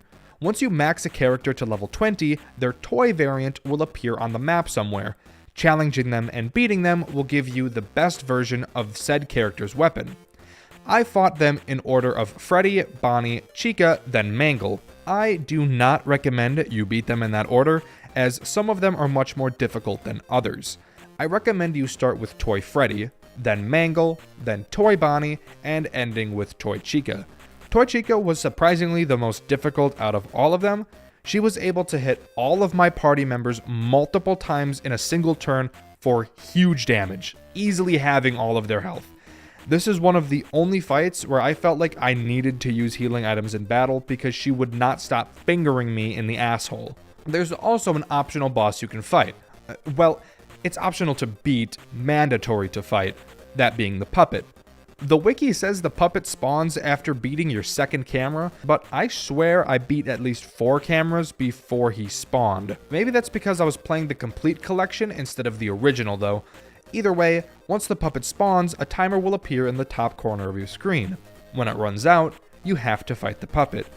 You don't have to beat him to progress, but there's no reason not to since he gives a large amount of XP. In the complete collection, there's no way to reset this timer, and it will continue to count down even during fights. In my playthrough, it ran out while I was fighting Toy Freddy, and Toy Freddy had killed Chica. I had no way to revive her going into the puppet's fight, and that definitely made it much more difficult and tense since Chica is almost mandatory to beat any fight because she's the one that will be healing and reviving your characters. After beating the puppet, you can go into the bathroom and have an optional fight with the marionette, a more difficult version of the puppet. I didn't do this fight because I didn't know if it would be harder than the office fight. Considering finishing the office fight ends the game, I'm gonna have to assume that the marionette is not more difficult, but again, I never fought it. After doing these optional fights that you should definitely do if you don't want to get butt banged in the final fight, you can head down to the office and go inside. Upon entering, you're greeted by Golden Freddy, who's pissed that you didn't invite him to join the fun you've been having throughout the night. Golden Freddy is Five Nights at Fuckboy's final boss. He is the only boss in the game to have multiple other enemies you have to fight along with him. Alongside Golden Freddy, you also have to fight 4 Omega Party Hats. which, if you remember, are the most difficult party hat in the game. They're not too much of an issue, but I definitely recommend you take them out before you start targeting Golden Freddy, as their attacks can rack up a large amount of damage if left unanswered. As I said before, after beating Golden Freddy, the game ends. Golden Freddy screams, for no joke, 5 nights straight because he's a little pissy poop baby. When it comes to any form of media, whether that be games, movies, or TV shows, I usually tend to stay away from sequels, since most of the time they can never live up to their previous title.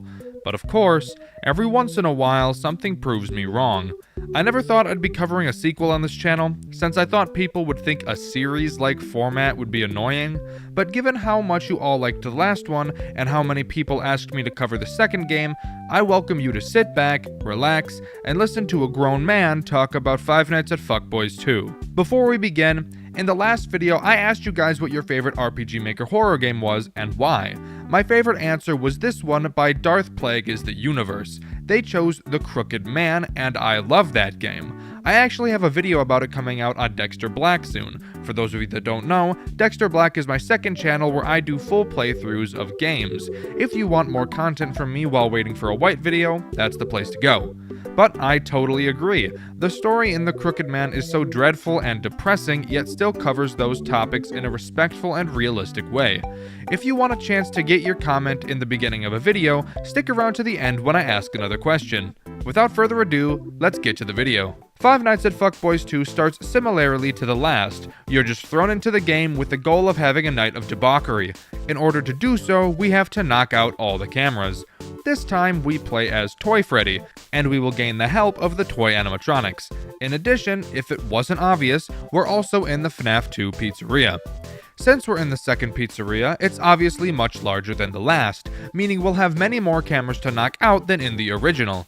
Heading down to the office, you'll find that there's no security guard, and for some unknown reason, there's also a camera and a mirror on the desk. Moving into the right vent, we find Toy Bonnie, stuck like your stepsister. He asks us to help him by pushing him out, but Toy Freddy doesn't want to touch his ass.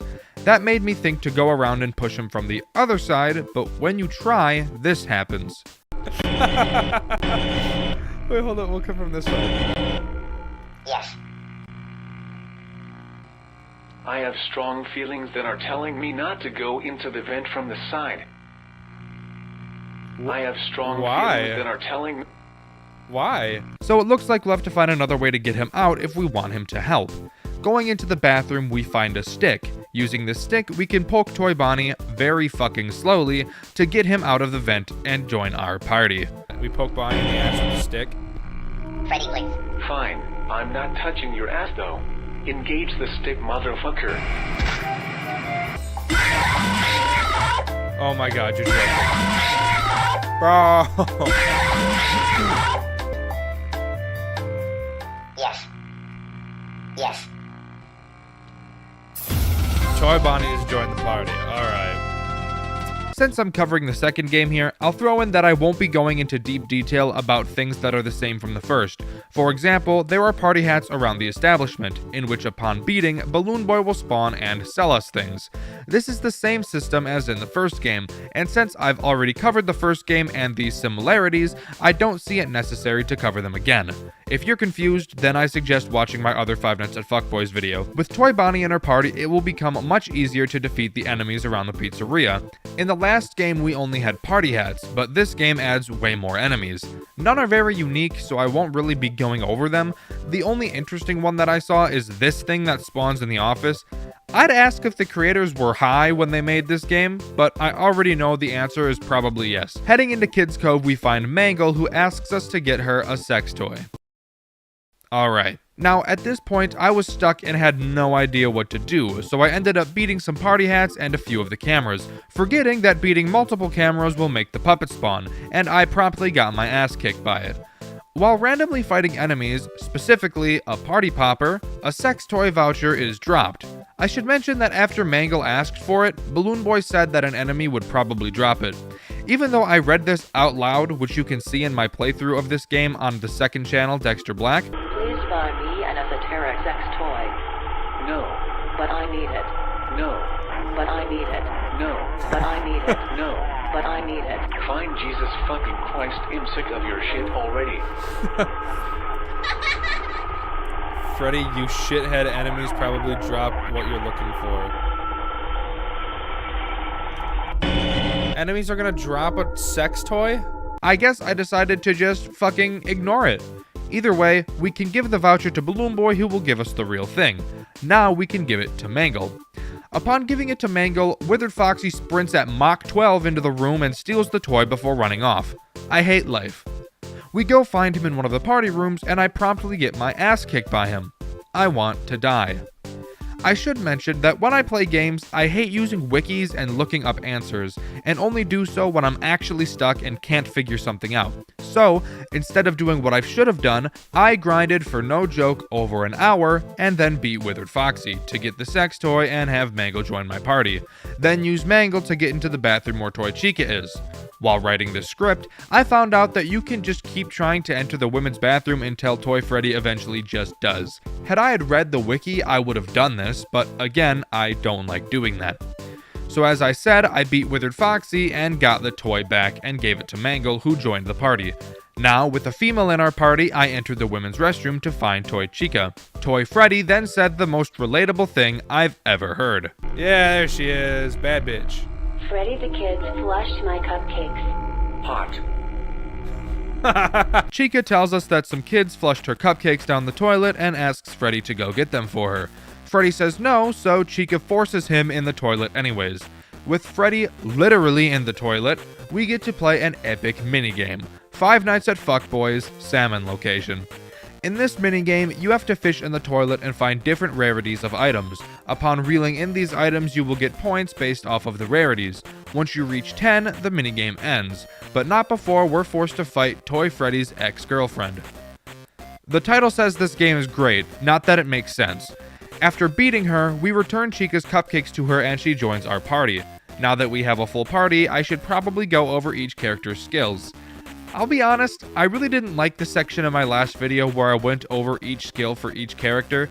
I felt like it made the video lazy, so I won't be doing that in this video. I will, however, quickly go over each camera and their special abilities. In the last video, I gave them an order I thought you should beat them in, but knowing what I know now, that order is objectively wrong, so I won't be giving an order this time. The show stage camera has a difficulty of 1 with 4,000 health and has 2 streamers fighting alongside it. I definitely recommend always taking out the smaller enemies first, as their damage can rack up a lot over time if left unanswered. The game room camera has a difficulty of 1 with 5,000 health. At the start of this fight, this camera will spawn 2 more of itself for some reason, not sure why, but it can be a pain in the ass if fought early. Definitely get Toy Bonnie and Toy Chica before doing most of these camera fights. The prize corner camera has a difficulty of 1 with 6,000 health. This one has a triple attack, so watch out for that. I say watch out like you can fucking do anything about which attack it chooses. You can't unless you paralyze it with Mangle, which is what you should really be using her for, by the way. The main hall camera has a difficulty of 2 with 7,000 health. This camera has an attack that can poison you, so if you're not against using items, I'd bring some presents with you. The parts and service camera has a difficulty of 12 with 8,000 health. This camera does something super epic. As the fight goes on, it will spawn plushies of the main animatronics. These plushies can easily take out your party if you're not prepared. The Party Room 3 camera has a difficulty of 3 with 9,000 health. This camera can also poison and confuse your party, so be prepared to have members of your party beat the shit out of other members with little to nothing you can do about it unless you use items or skills. The Party Room 4 camera has a difficulty of 3 with 10,000 health. You, wanna guess what this one can do? If you guessed that it could poison and confuse you, you'd be right. It's ass.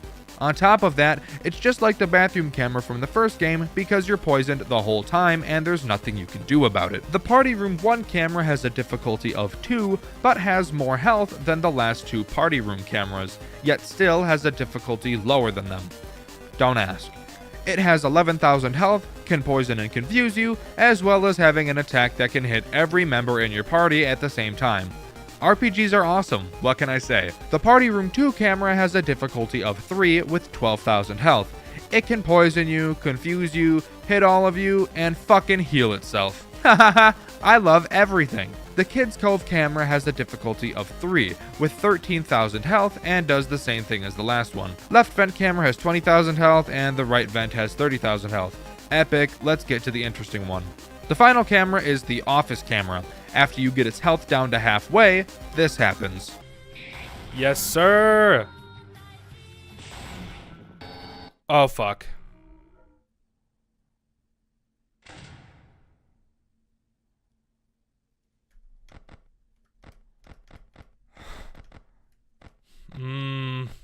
Some don't seem right.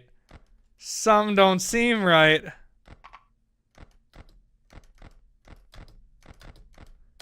It won't let me select the second one.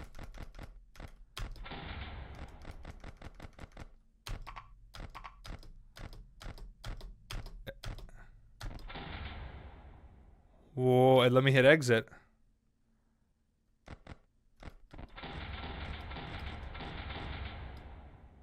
Ooh. Oh shit. What the fuck? Oh my god, it's camera Goku! Yep, it pulls some Matrix type shit, sends you to a fake menu, then when you re-enter, the camera is fucking Goku. Crack. It must have been crack the creators were on. After beating camera Goku, the lights to the building turn red, and Balloon Boy explains that he's been watching us from the cameras the whole time. We get kicked out of the office and are told that if we want to live, we need to enter the office. But before we do that, let's talk about the one thing I've failed to talk about so far, the withered animatronics. Just like in the first game, when you max out a character, its withered variant will appear for you to fight, but this time, when you beat them, they will be added to your party. Wow, 8 characters to use at once? You say while urinating and defecating in excitement. No, not quite. You can still only use 4 characters in battle at a time, but you can now swap them out mid-fight and in the overworld, except Toy Freddy. You have to use Toy Freddy. There's nothing you can do about that. I think it's fucking annoying, but I understand why considering he's the one that interacts with everything. But still, I didn't want to use Toy Freddy. I didn't really like Toy Freddy. But, you know, whatever I guess. If you were wondering, the skills of the withered animatronics are the same as the characters from the original, which I actually think is a very simple but nice touch. Just like in the last game, after beating or losing to the puppet, you can challenge it again for a second, more difficult fight. Unlike last time, this time I actually fought it. When you do and beat it, you'll get the real weapons, which gave the toys a serious damage increase. I should also mention that these tapes have been around the pizzeria. Upon collecting them all, Tupac spawns? What the fuck? Tupac is one of the secret bosses in this game, and the only one I defeated. Again, I don't look at wikis, so I never know about things like this. I was lucky that I found this one. After beating Tupac, Toy Freddy becomes a rap god, and all of his stats become boosted. If, when you collect the final tape, you have at least 420 tokens, you'll fight Snoop Dogg instead of Tupac. He's more difficult and will still make Toy Freddy a rap god after beating him. It's little details like these in games that I really like. With that out of the way, it's time to tackle Balloon Boy. Going back into the office, Balloon Boy jumps into the mirror that was on the desk, and we follow after him. We enter this weird-looking dimension. I have no idea what it is, but whatever, I guess. As we walk around this new area, the stick we got from the bathroom turns into the dragon dildo from the first game, something I failed to mention in my original video. Would you believe me if I told you that in my playthrough, even after getting this really good weapon, I didn't equip it? Because for some reason, I didn't, and I still don't know why. Regardless, we eventually find Balloon Boy and enter his fight. As you enter this fight, you'll see that you can only control Toy Freddy, making this fight seem like it's going to be impossible. But as the fight goes on, the other toys will slowly rejoin the party. When I first played this, I got really nervous when I only saw Freddy. After beating Balloon Boy, which, trust me, isn't super easy, we get transported to this crazy Balloon Boy dimension, which is really, really hard to look at. It's at this point that the withered animatronics rejoin our party as well. After everyone re-enters the party, it's time to find Balloon Boy and fight him the final time. When I say this fight made me want to piss out a cactus, I'm not lying. Throughout this fight, Balloon Boy will spawn empty Balloon Boy heads with the weapons of the 4 main characters, which are really ass to fight in and of themselves, But even if you aggro them and kill them before going back to Balloon Boy, like I did, you'll find that after a few rounds pass, Balloon Boy will respawn the ones you killed. So I ended up just ignoring them and aggroing Balloon Boy. After, no joke, a 15-minute fight with this bozo, we finally kill him and get this very nice anime outro. And Five Nights at Fuckboys 2 comes to an end. I really love this game. I think it's a super faithful sequel to the original, and while I don't quite like it as much as the first, that doesn't mean I think it's bad. I think this game is amazing, there's much more content, and it's just as funny, if not funnier, than the first. If you've played the first game and liked it, and haven't given this one a try, I highly recommend you do. You will not regret it. I played the complete collection version, which really helped in balancing the experience, and I think it does an amazing job of that. Before I go, the question of the video is, what is your favorite RPG and why? Thank you all so much for watching. I know this one was shorter than the last one and shorter than most of my videos, but I also didn't cover everything that I could have covered because I covered it in the last video, so I hope you understand. I've been Dexter, and I'll see you all in the next one. See ya!